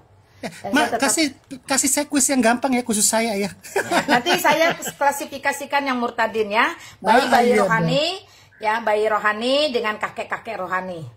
Betul. Ada berapa jumlah murid Tuhan Yesus? Nah gitu dong yang gitu. Bah, itu tuh apa? Itu anak TK PAUD bisa jawab, Bang. Itu sih untuk Bani Umi yang Siapa gitu. yang mengkhianati Tuhan Yesus? Nah gitu-gitu dong untuk murtadin. Nah, ini sebenarnya paling mahal teman-teman ya. Karena ini Barbie. Nih, yang suka Barbie, Miniso juga. Tetap ada Lina Wijaya officialnya. Apa boneka? Buka, ya enggak, maksudnya yang pink ini memang edisi khusus dari Miniso. Jadi harganya paling mahal dari semua topi. Niat banget ya kalau gitu ya. Ya saya memang niat karena ucapan syukur untuk kemerdekaan Republik Indonesia dan ulang tahun pernikahan di bulan Agustus ya teman-teman ya. Jadi saya niat, ini ucapan syukur namanya, ungkapan syukur. Tapi di balik itu saya mau melatih teman-teman ada persekutuan dan ada penambahan pengetahuan melalui kuis-kuis. Biarlah teman-teman dirangsang untuk belajar membaca Alkitab lebih luas ya. Cakep-cakep nih, saya juga nggak tahu nih, tangan saya pilih-pilih aja. Tapi saya semua topi yang ada di Miniso kemarin yang saya ambil semua teman-teman ya. Teman-teman yang nggak tahu Miniso tolong dijelaskan lah Mas Romi. Miniso itu adalah tempat souvenir teman-teman yang ada di mall dan barang-barangnya oke-oke. Ya, jadi bukan sembarang barang itu. Ada Cakep nih. parfum, ada boneka. Huruf R, tapi di sampingnya Lina Wijaya Official. Official tuh maksudnya bagaimana? Resmi dia. Resmi. Kan itu diambil dari YouTube saya. LW, tapi saya kasih inisial aja teman-teman, LW Official. Biarin lah. Jangan pula nama saya ada di situ terang-terangan Itu yang dibaca. yang Mak pakai juga berarti ya? Yang dipakai iya, warna yang enggak lah, yang dipakai punya saya lah, enak aja, saya juga mau. Ya, saya juga mau, saya ada coklat, ada biru, ada hitam, semuanya ada. Ya oke teman-teman, apakah ada pertanyaan? Ini siapa yang baru naik nih? Oh, Pak Amal kah? Yang menaik ini siapa? Mixon. Selamat malam Mixon. Halo? Halo Mixon. Saya nggak jual topi teman-teman, itu hadiah kuis. Saya nggak jual topi. Banyak, soalnya Juma itu jual souvenir Mas Romi. Hah? Topi, kaos, jaket. Juma itu, jadi dia benar-benar dijadikan komoditi sama dia. Namanya besar dia. Saya nggak sampai ke situ, teman-temannya belum sampai ke situ, hati saya belum sampai ke situ. Teman-teman ingin mendukung pelayanan saya, silakan. Jangan memaksakan diri. Saya percaya kasih Kristus itu tidak pernah berkekurangan atas hidup saya. Saya kemarin saya aja besuk Raji ya. Mas Romi mungkin udah tahu beritanya ya. Oh, kenapa? Akan dia kecelakaan, hancur sininya, mukanya sampai harus dibedah, kalau nggak rahangnya nggak dikembalikan, nggak bisa ngomong. Nah, dia kejadian Kamis malam, saya pagi-pagi hari Jumat diberitahu teman-teman API. Masih terkoneksi dengan Raji? Enggak, teman-teman API Jawa Barat kasih tahu saya tuh terkoneksi kepada siapapun, hati saya tergerak. Saya waktu hari Jumat mau ke sana, tapi saya ada yang harus diurus di kantor polisi dan BRI, jadi saya nggak ada waktu. Nah, kemudian keesokannya pagi-pagi ini Mixon mau bicara apa ya, silahkan. Halo Mixon. Ya, Halo. ya Kak. Silakan. Ya Lina. Aku mau tanya tentang pakaian ya. Enggak, sebenarnya sebentar dulu. Kamu nih Islam Kristen sih, Mixon? Kristen. Oke, kamu Kristen. Kamu dari Malaysia ya? Iya. Bisa dari nggak backgroundmu Malaysia. itu dimatikan dulu, kipasmu? Dimatikan dulu yang di belakang itu, backgroundnya berisik. Kipas panas kalau contoh Ya tutup. kalau gitu kamu nggak bisa ngomong di ruangan saya, ribut. Berbek gitu loh. Panas. Orang ini, ya kalau kamu pilih panas ya kamu nggak bisa ngomong. Kamu matikan sebentar, bertanya, lalu kamu tutup mikrofonmu, kamu hidupin kipasmu. Ini kelihatan orang ya, tidak mau berkorban. Siapa yang Kamu ngerti nggak bahasa kipas? Indonesia? You turn off your fan. Ya, matiin kipasmu saat kamu berbicara dengan saya. Matiin kipasmu saat kamu berbicara dengan saya. Setelah selesai kamu mute mikrofon, hidupkan kipasmu. Itu ndak hitungan jam. Paling 2 menit, 1 menit. Ya, silahkan, go ahead. Di bawah main teriak turun. Silahkan, apa yang mau kamu tanyakan tentang pakaian? Pakaian siapa lagi? Biasanya yang suka nanya-nanya pakaian tuh yang uclem-uclem ndak jelas itu. Aku kepingin dengar ceritanya tadi tuh yang Raji tuh, penasaran tuh bagaimana. Jadi saya hari apa kemarin ya? Jumat. Akhirnya Sabtu pagi saya sempatkan ke sana. Besok enggak deng. Jumat siangnya apa gimana? Jumat sore saya lupa deng. Saya diberitahu ada kendala tindakan lanjutan mau operasi atau bedah karena biasalah ya. Jadi Sabtu pagi saya pergi ke sana dengan ya memang Tuhan yang saya tuh nggak bisa teman-teman kalau sudah ada gerakan saya pasti bergerak. Saya datangin perawatnya pihak rumah sakitnya. Apa yang membuat ketertundaan tindakan biar saya selesaikan gitu kan. Biayanya berapa? Anaknya di mana? Saya bilang gitu. Ya akhirnya dibawa ke kamarnya. Saya lihat ya memang ada ya di YouTube saya kemarin saya live-kan di TikTok. Terus saya siarkan di YouTube saya. Supaya teman-teman tahu apa yang saya kerjakan di lapangan itu. Selama Tuhan izinkan saya bergerak, saya lakukan. Nah, kemarin dia sudah operasi dan mungkin karena sesuatu dan lain hal dia memilih rawat jalan ya. Yang penting operasi sudah selesai, dia sudah siuman. Kakinya memang nggak masalah teman-teman, dia bisa berjalan, dia baik. Cuman ini ke atas, tangan atas sama mukanya yang ya. Kenapa dia kecelakaan sepeda tuh? Lama dia nabrak mobil, dia bawa motor sendiri, dia nabrak mobil. Nah yang ditabrak, Mixon. Ya, sorry. Kamu bisa nggak kipasnya kamu matikan? Kamu di mute terus sama moderator. Orang Malaysia kenapa bebal-bebal ya?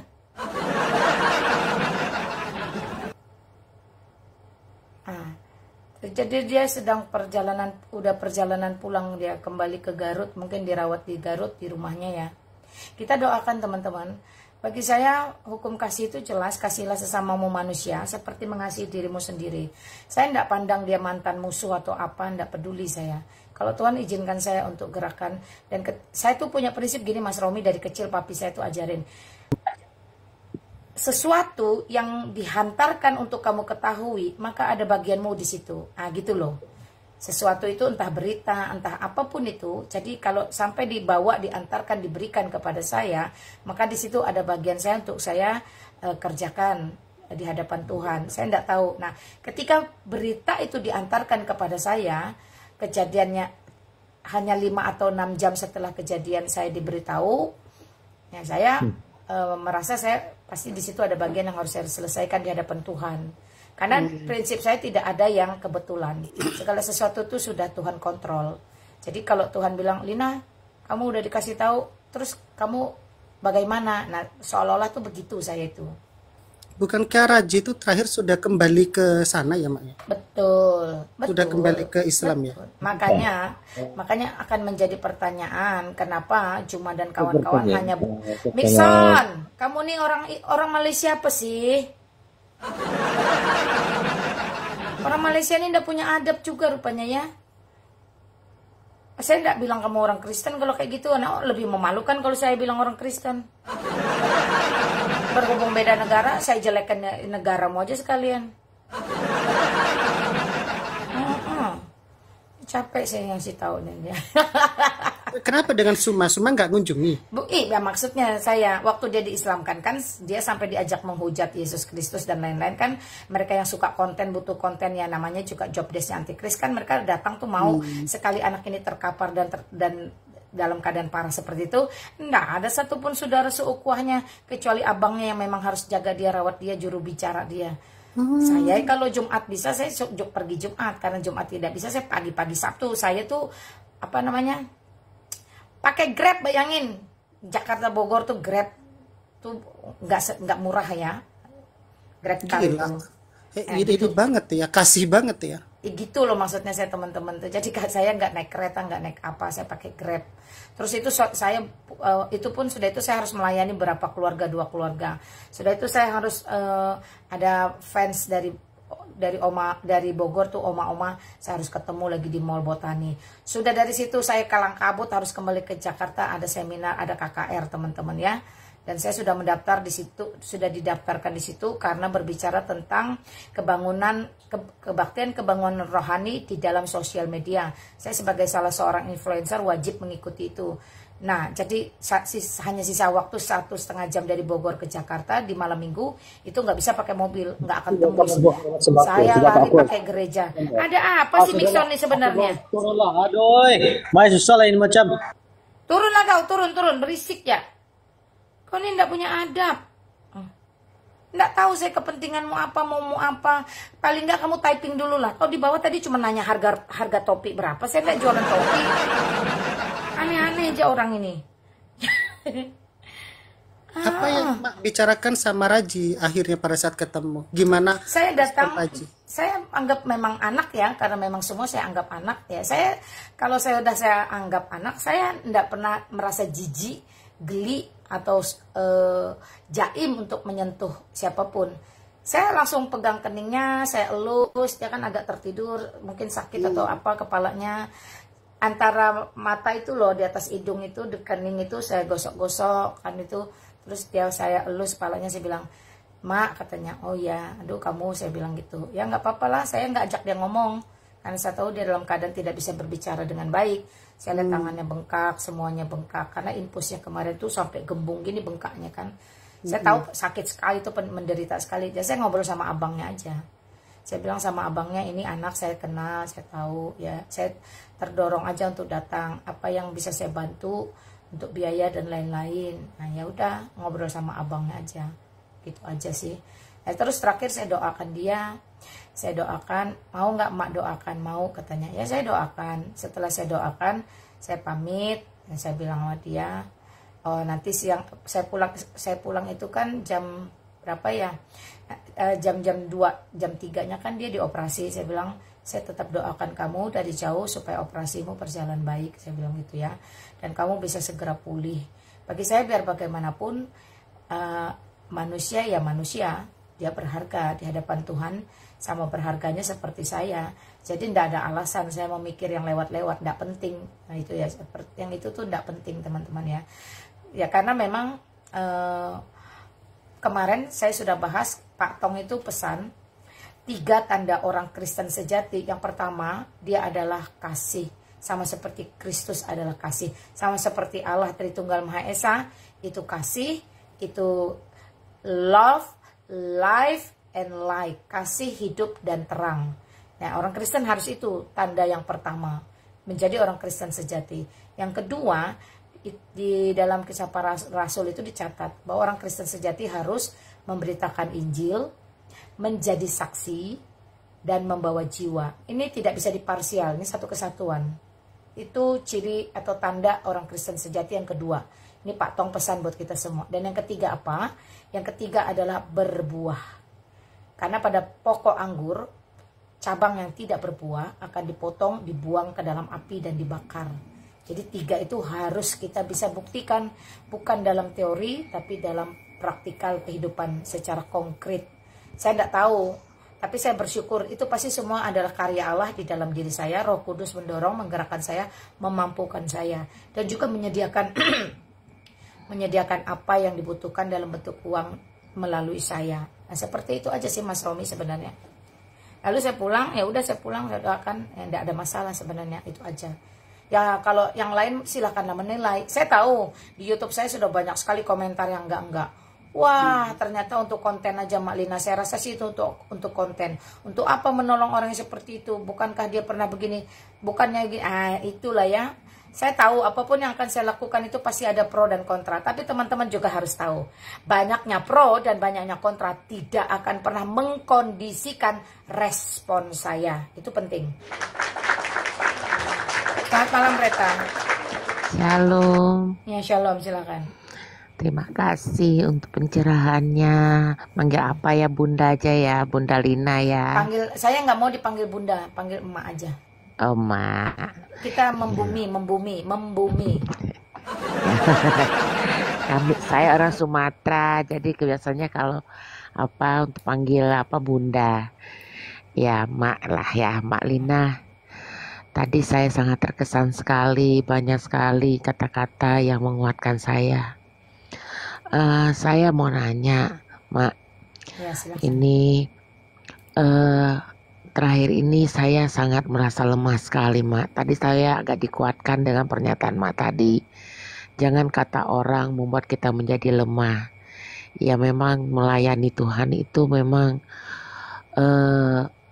pro dan kontra yang akan datang kepada kita sebagai seorang pelayan Tuhan. Tapi saya merasakan terakhir ini, Mak, bagaimana caranya kita mempunyai kekuatan jiwa seperti Mak yang rasakan. Walaupun orang omong negatif ini itu, tapi kan kita manusia biasa. Yang juga ada saatnya kita mengalami satu titik. Saya pikir titik yang sangat lemah ya. Saya ngerasakan ada pergumulan yang dalam pribadi saya. Tapi saya melawan sih, Mak.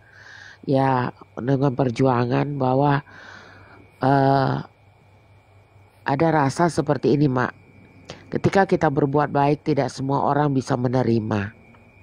Walaupun yang kita lakukan sudah benar dan sudah berusaha kita hidup benar, tapi bisa saja orang itu adalah menyalahpahami kita. Dan saya ngerasakan ini pada saat ini.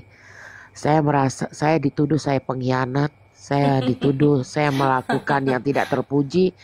Karena memang kadang-kadang orang berpikir kalau saya harus mengikuti apa yang dipikirkan dia.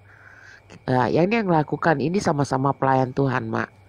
Saya kenalkan diri, saya adalah juga seorang pelayan Tuhan. Tetapi saya merasakan di satu sisi saat ini saya begitu lemah. Kenapa? Kalau yang saya hadapi adalah orang awam, itu sesuatu yang biasa kita disalahpahami. Itu adalah menjadi sesuatu yang saya pikir memang harus kita ajari. Tapi kalau orang yang sudah tahu tentang kebenaran dan hidup dalam pelayanan itu menyalah-artikan sama-sama seorang pelayan, itu saya pikir sesuatu yang luar biasa gitu ya. Seharusnya ada komunikasi. Nadanya sudah ke arah emosional. Iya, saya potong aja. Saya bukan emosional, ini maksudnya saya mau nanya. Iya, apakah enggak perlu repetitif. Apa yang harus saya lakukan supaya saya tidak terjerat dengan perkataan, tidak terjerat dengan pikiran-pikiran yang liar. Karena saya saat ini saya selalu mengatakan pada diri saya, Tuhan, saya tetap murni. Tapi kadang melihat sesuatu itu dan terus-menerus menyerang itu ada lemah gitu loh, Mak. Gimana caranya? Tadi Mak itu seperti menguatkan saya sekali gitu. Ya diam lah, gimana aku mau ngomong? Iya Mak.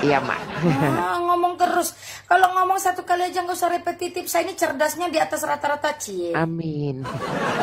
Anak Tuhan cerdas. Kalau repetitif buang waktu, saya tuh orangnya gemesan. Apa sih lama banget muter-muter, itu lagi kayak kaset rusak. Hati saya tuh berbicara seperti itu loh. Iya, jadi gini teman-teman, gimana sih caranya meredam orang? Nggak bisa diredam. Siapa yang bisa mindahin air laut dengan dua tanganmu? Nggak bisa. Siapa yang bisa tutup mulut orang? Siapa yang bisa tahan pikiran orang? Siapa yang bisa ukur hati orang? Nggak ada. Lalu apa yang bisa dilakukan? Ini yang bisa dilakukan yang terbatas ini. Oh, hatiku cuma segini, pikiranku cuma segini, mulutku yang ini yang dikontrol. Ngapain kontrol orang? Yang dikontrol ini. Ya, saat saya diberitakan hoax, jahatnya minta ampun loh. Saya jual Alkitab, si Pusat Villa Batu ini nggak pernah beli Alkitab dari saya, bahkan saya kasih bonus buku dari saat itu yang mahal-mahal. Si siapa tadi pendeta Amal nggak pernah beli Alkitab dari saya. Ini di bawah ini ada yang namanya Muhammad Syahrir di Kedah, Malaysia. Saya kirim Alkitab dia juga 2. Nggak pernah bayar 1 rupiah termasuk ongkos kirim, ya. Kalau ada beberapa teman yang kena ongkos kirim itu apesnya dia aja berarti itu. Karena banyak yang lain tuh nggak pakai ongkos kirim sama sekali, apalagi yang keluar negeri mahal-mahal. Saya diberitakan jual Alkitab loh, mereka nggak pernah beli loh. Terus saya mau ngapain? Iya. saya cuma bilang gini, Lina, bukankah Roma berkata, sekarang kita tahu bahwa Allah turut bekerja dalam segala sesuatu untuk mendatangkan kebaikan bagi orang yang mengasihi Dia, Amin. yang dipanggil masuk dalam rencananya. Jadi ada 2, mengasihi Tuhan, kemudian dipanggil masuk dalam rencana. Ya saya kalau sudah tahu begitu, oh mungkin mukamu muka matre, Lin. Ya udah.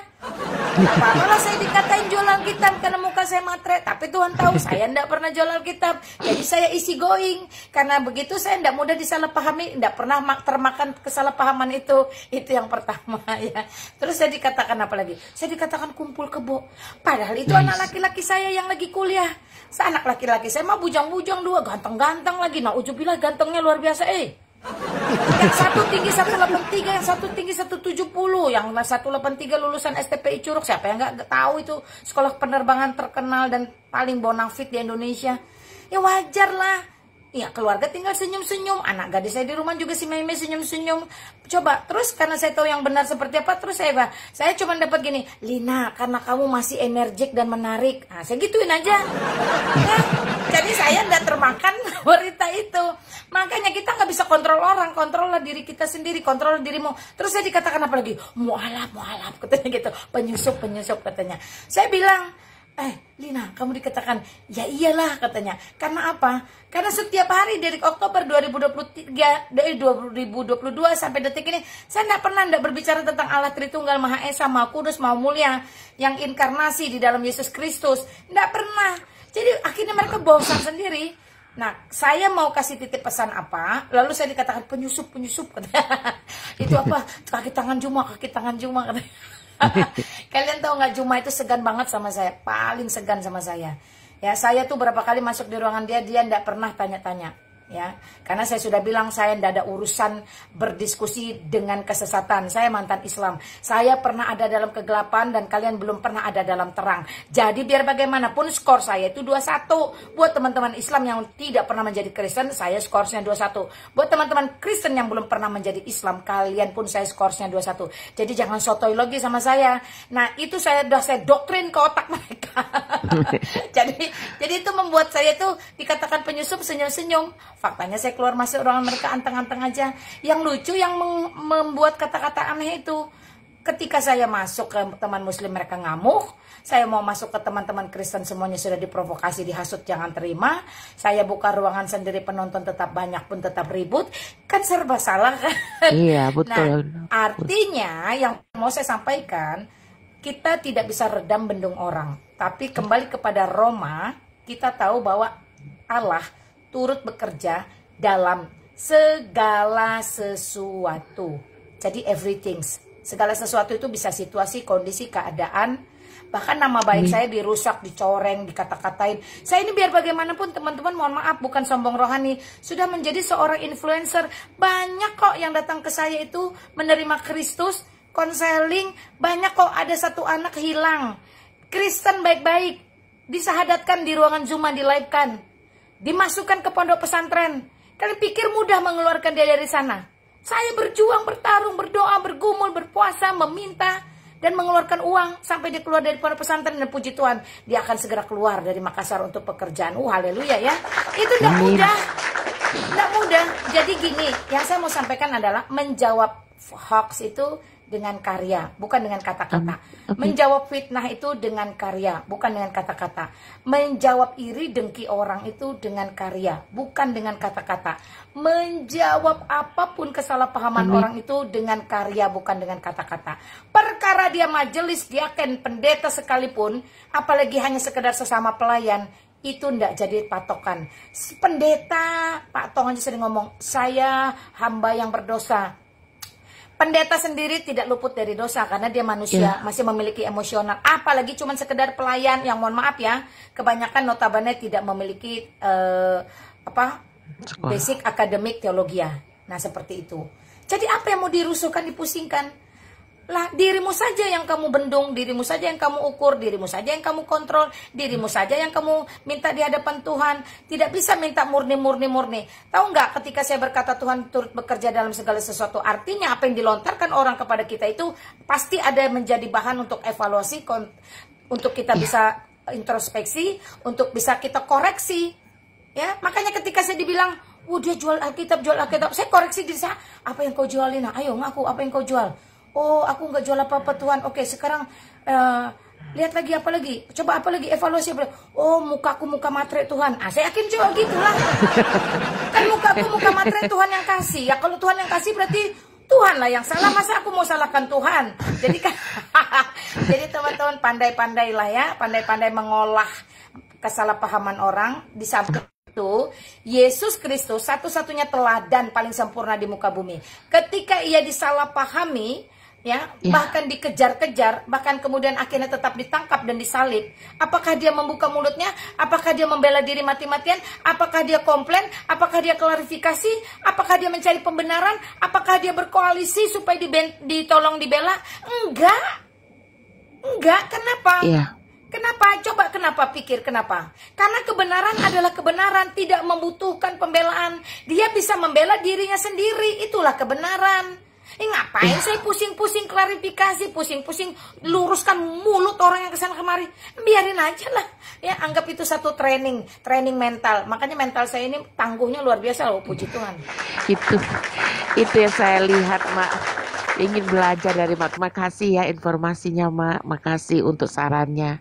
Iyalah, diri kita belajar. sendiri aja, sister. Diri kita pagari, kita bentengi. Ya, cari komunitas yang sehat. Ya. Amin. Cari komunitas yang sehat, relasi dengan Tuhan ditambah lagi. Pokoknya pinter-pinter lah. Kalau untuk menjalankan hobi aja kita pinter, mencari celah, bagaimana mungkin kita membangun relasi dengan Tuhan tidak pinter cari celah? Betul? Ya, betul. Apa yang bisa kita kontrol itu yang menjadi bagian kita untuk bisa kita kendalikan. Di luar itu yang tidak bisa kita kontrol, ya terserah mereka. Karena setiap orang itu juga punya hak untuk berpendapat mengenai diri kita. Yang terpenting diri kita sendiri berada pada jalan yang lurus, pada jalan yang benar, tidak sesuai, Siratal mustaqim lah itu. tidak keluar dari aturan yang benar, dari moral seperti itu. Jadi ya kita go ahead aja, maju aja seperti itu. Kadang-kadang kita juga harus tutup telinga kok, orang mau ngomong apa emang gue pikirin lah, terserah lah. Yang penting Yesus tahu kok niat saya benar. Kadang-kadang kita harus ada di tahap itu. Betul lah. Ngapain? Saya kemarin sampai bilang gini sama Tuhan ya.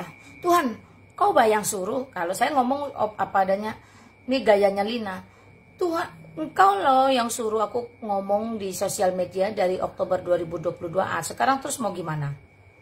Yang memang kesalahan saya akui di hadapan Tuhan. Saya minta ampun Tuhan, ampun Tuhan. Beneran teman-teman, yang memang saya lakukan salah, saya minta ampun, nangis-nangis loh di hadapan Tuhan. Oh, saya nungging-nungging nangis di hadapan Tuhan itu betul. Jangan nungging-nungging hitamin jidat nggak dapat apa-apa, ya. Beneran, saya kalau udah nangis saya di hadapan Tuhan, nungging saya sampai kayak anak kecil merengek, minta diampuni, minta dikasihi, minta dikasihani, minta dibebaskan, minta diluputkan. Begitu saya beneran. Saya kalau sudah gitu udah nggak tahu mau ngomong apa, ya udahlah saya nangis aja di hadapan Tuhan. Jadi memang harus kita membuat diri kita itu bisa jujur di hadapan Tuhan. Tuhan tuh mengasihi orang yang jujur loh. Jadi kalau orang itu kamu ada 10 orang, ini ada berapa ratus orang nih, ada 160 orang di ruangan ini. Apakah 160-160-nya itu suka? Ini kita berbicara like dislike ya. Suka kepada Lina Wijaya? Enggak. Nah, orang kalau sudah tentang like dislike itu nggak bisa diganggu gugat. Ya, like dislike itu sesuatu yang kadang tidak rasio. Paham ya? Iya. Yalah. Ya, mudah-mudahan menguatkan ya Ibu ya. Saya dukung nanti dalam doa. Apa Amin. yang Ibu lakukan ketika bertanya kepada Mak Lina dan sekarang Ibu dikuatkan sudah benar. Artinya Ibu tergabung dalam komunitas atau terkoneksi sehingga menguatkan hati Ibu pada malam hari ini khususnya. Jadi Ibu Terima lakukan sudah kasih. benar. Iya, saya makasih. Makasih banget, Mak. Dengan juga Bapak Buil Iya. Satila. Semangat lah Mbak Reta, ngapain sih? Aduh, life must go on. Nih ya, saya tuh sampai punya prinsip keras gini sebagai orang reform. Selama tidak mengganggu keselamatan, keselamatan bukan keselamatan fisik, keselamatan saya hidup kekal loh teman-teman. Selama tidak mengganggu keselamatan hidup kekal saya, masa bodoh. You mau ngapain sama gue terserah, yang penting keselamatanku sudah dijamin. Amin. Saya kepengen loh, Mak, seperti itu punya prinsip. Maksudnya saya punya prinsip memang ya, bahwa saya itu anak tua. Tapi maksudnya kekuatan seperti Mak itu yang aku ngelihat tadi kan, dari tadi kan saya nunggu di bawah gitu, lihat, dengar. Bagaimana ya caranya punya punya apa ya, punya hati sekuat itu, begitu kuatnya walaupun orang mau ngomong apa, bersikap apa. Bukan kita bilang masa bodoh ya, tapi sesuatu yang memang gak penting itu, tapi hati ini gitu loh, Mak. Hati ini rasanya teriris juga ketika kita dilukai. Kita berusaha, Ya saya karena iyalah, siapa yang nggak terluka?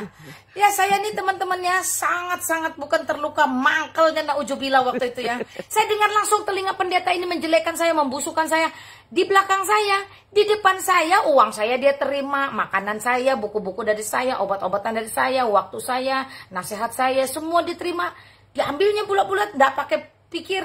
Di belakang saya, dijelekannya saya, dihinanya saya, dikata-katain saya. Pendeta loh. Saya dalam hati saya gini ya, tunggu ya kau, nanti kalau aku live, aku serang kau. Itu ya hati saya sambil baring, sambil dengerin dia ngomong nih. Oh, cak bener. Hitungan jam tuh, Roh Kudus bilang, woi Lina, kau tidak dipanggil untuk balas-balasan. Wah, saya langsung diam. Saya live topiknya saya sudah lupa mau balas orang itu. Pusing saya jadinya kan. Saya tidak tahu teman-temannya, tapi itulah saya ya. Memang saya akan berbicara seperti ini biar saya juga ada orang bilang memaafkan tapi tidak melupakan. Itu juga tidak salah. Karena apa? Karena memang manusia sejak kecil, sejak bayi itu dilatih untuk mengingat. Dilatih untuk mengingat. Jadi kalau kau pikir memaafkan lalu kau bisa sekonyong-konyong koder lupa, itu omong kosong, saya kasih tahu. itulah, Mak, yang saya rasakan, Mak. Saya pikir saya terlalu berdosa ketika saya bilang, Tuhan, aku sudah mengampuni. Tapi kenapa aku sulit sekali melupakan gitu loh. Enggak salah, itu enggak salah. Nggak Teman-teman salah ya, saya Mak, ya? perhatikan, saya kasih tahu. Mengampuni atau memaafkan itu adalah tidak membalas hal yang serupa kepada dia. Itu. Masalah melupakan itu tidak mutlak. Karena apa? Sekali lagi, secara kehidupan biologis kah manusia apa? Kita dari kecil sudah dilatih mengingat. Jadi memori kita itu kuat, tidak heran. Kalau yang senang kita ingat, yang sakit juga kita ingat. Kalau yang sedih kita ingat, yang senang juga kita ingat. Itu manusiawi. Yang penting bentuk kasih dan pengampunan adalah tidak melakukan hal yang sama, tidak membalaskan dengan hal yang sama, tetap menegur dia. Ya sudah, bertemu menegur. Kalau memang tidak ingin bertemu, ya sebisa mungkin kamu menghindari. Oh, aku taunya dia kalau tiap minggu lewat jalan situ. Jalan situ nanti ketemu di situ. Kalau ketemu di situ arahnya nanti dia sampai di sini. Oke, aku akan cari jalan yang lain. Nah, ya udah, apakah itu dosa? Enggak, itu hikmat, enggak ada masalah. Daripada nanti kamu ketemu belum siap lalu kamu ribut, mending kamu menghindar. Iya betul. Mudah-mudahan tidak insecure ya Bu ya, tidak membandingkan diri dengan Mak Lina, karena kadar dari legowonya penerimaan orang itu kan berbeda satu sama lainnya. Mungkin Mak Lina memang pada tahap di mana legowonya sudah besar sekali, tapi terlepas dari itu ya Ibu juga harus bersyukur, Bu Reta harus bersyukur karena kan sedang diproses untuk punya legowo nanti yang sebesar Mak Lina juga. Yes. So Amin. ya keep going praying, tetap berdoa saja dan kemudian lanjutkan hidup Bu dengan be happy, be yourself, something like that. Ya, keep the fight. Ya teman-teman, tetap beriman, don't worry, be happy. Tidak pernah pusing-pusing lah. Saya juga dulu susah, tapi lama-lama makin terasa, makin tahu. Oh ya sudah, semua orang ada tahapannya kok. Ya, orang Mas kenapa Romi aja sering tanya saya, Malina kenapa sih bisa begitu? Kalau saya mah sudah ini, katanya sudah gimana ya? Saya kasih tahu dia dengan tenang teduh begini. Itu mungkin lebih terkait kepada gender. Karena gender itu laki-laki gengsinya itu biasa rata-rata di atas.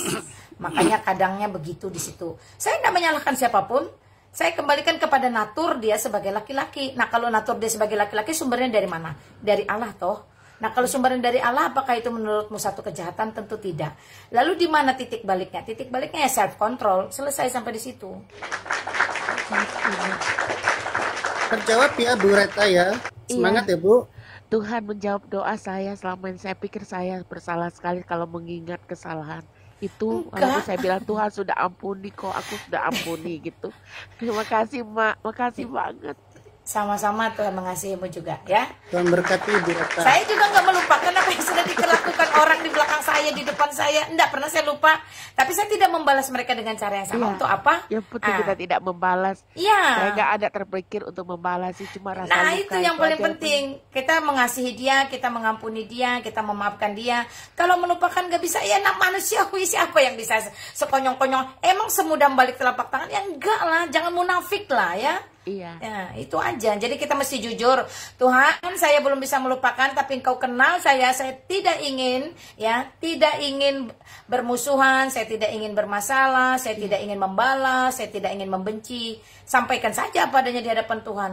Tuhan, saya belum bisa melupakan. Nah, tapi ingatan ini kan juga sumbernya dari Tuhan. Mampukan saya mengatur, mengontrol ingatan saya. Udah. Jadi nggak berlebih-lebihan di situ. Amin, amin, makasih. Sama-sama Bu Reta. Sama-sama. Mak izin ke toilet Mak ya. Selamat Siap. malam Bu Reta juga. Tuhan berkati. izin dulu, Selamat malam. Sama-sama, Ya, Tuhan Ma. berkati. Thank you teman-teman. Ada tamu loh, Michael, selamat malam.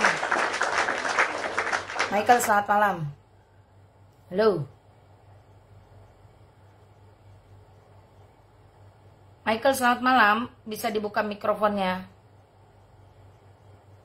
Halo, Michael. Halo, Michael, selamat malam. Kamu mau bicara atau tidak? Atau saya turunkan? Michael, ini ada keperluan apa lah? Michael, bisa dibuka mikrofonnya nggak? Kalau nggak saya turunkan. Kalau nggak ada kepentingan. Woi. Michael, kamu monitor nggak? Nggak tahu saya orang ini mau ngapain ya teman-teman ya. Halo.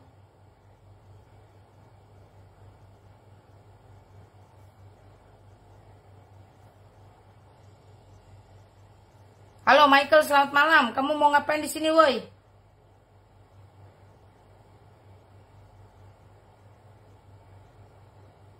Oh, ini orang nggak jelas. Oke. Silakan teman-teman yang lain masih ada. Ini biasanya mau rekam-rekam aja. Saya sudah lihat profil pic-nya soalnya.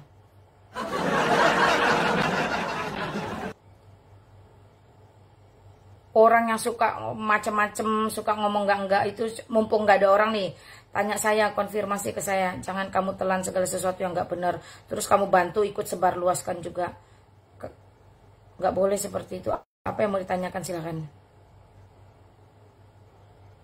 Ya, masih ada 150 orang loh di sini. Puji Tuhan. Nah, teman-teman, tadi saya masih berbicara tentang bunga yang palsu dan bunga yang asli. Bunga yang tiruan, ya. Jadi, bunga yang asli itu maksudnya benar-benar sungguh-sungguh orang yang hidup takut akan Tuhan, ya.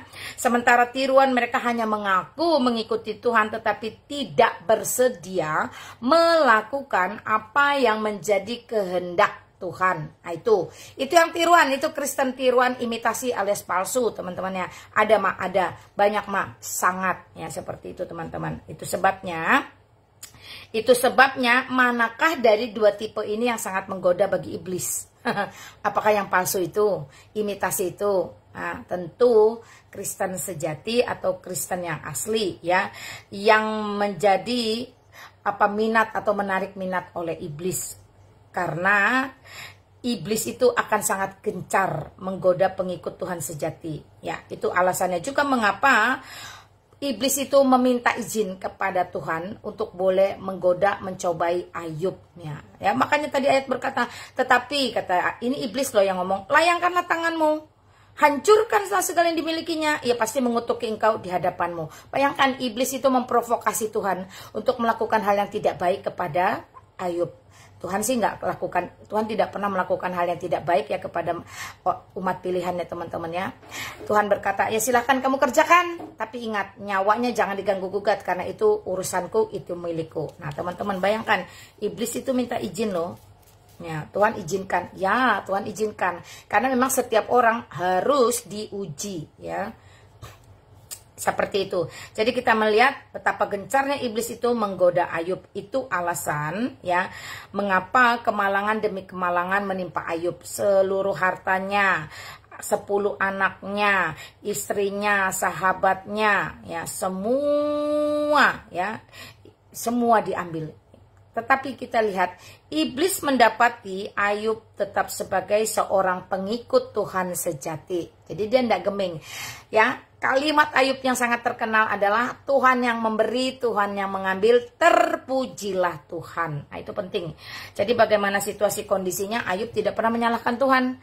Ya karena dia percaya bahwa semua itu adalah otoritas. Allah yang kasih, Allah yang ambil, ya sudah terpujilah Tuhan. Masih syukur, masih sempat pernah merasakan diberi. Ya, kalau sudah diambil ya jangan bersungut-sungut. Ya, tidak ada satupun yang milik kepunyaan kita, semuanya milik Allah ya. Puji Tuhan teman-teman ya. Dari Ayub kita belajar ya untuk tetap hidup saleh dan jujur. Ayub itu takut akan Tuhan dan dia menjauhi kejahatan. Teman-teman bisa baca di Ayub 1 ayat 1. Jadi iblis itu datang untuk mencobai itu harus ya berdasarkan izin dari Tuhan. Nah, sekarang terjawab pertanyaan sebenarnya, mengapa walaupun sudah setia kepada Tuhan masih juga kemalangan menimpa kita? Perhatikan ya buat Reta, buat teman-teman yang lain, buat semuanya termasuk saya juga. Kenapa sampai hari ini kemalangan itu masih menimpa kita? Ya, karena tadi itu ya, belajar dari Ayub. Karena hanya bunga sejati, orang Kristen sejati yang menarik minat serangga, yang menarik minat iblis. Bunga palsu tidak menarik minat serangga. Orang Kristen palsu tidak menarik minat iblis.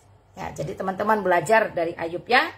Puji Tuhan. Jadi jangan sedikit-sedikit bersungut, jangan sedikit-sedikit berkeluh kesah, jangan sedikit-sedikit teriak, Tuhan kenapa sih? What's wrong with me? Bukankah aku sudah begini? Bukankah aku sudah begitu? Bukankah aku ini, aku itu? No.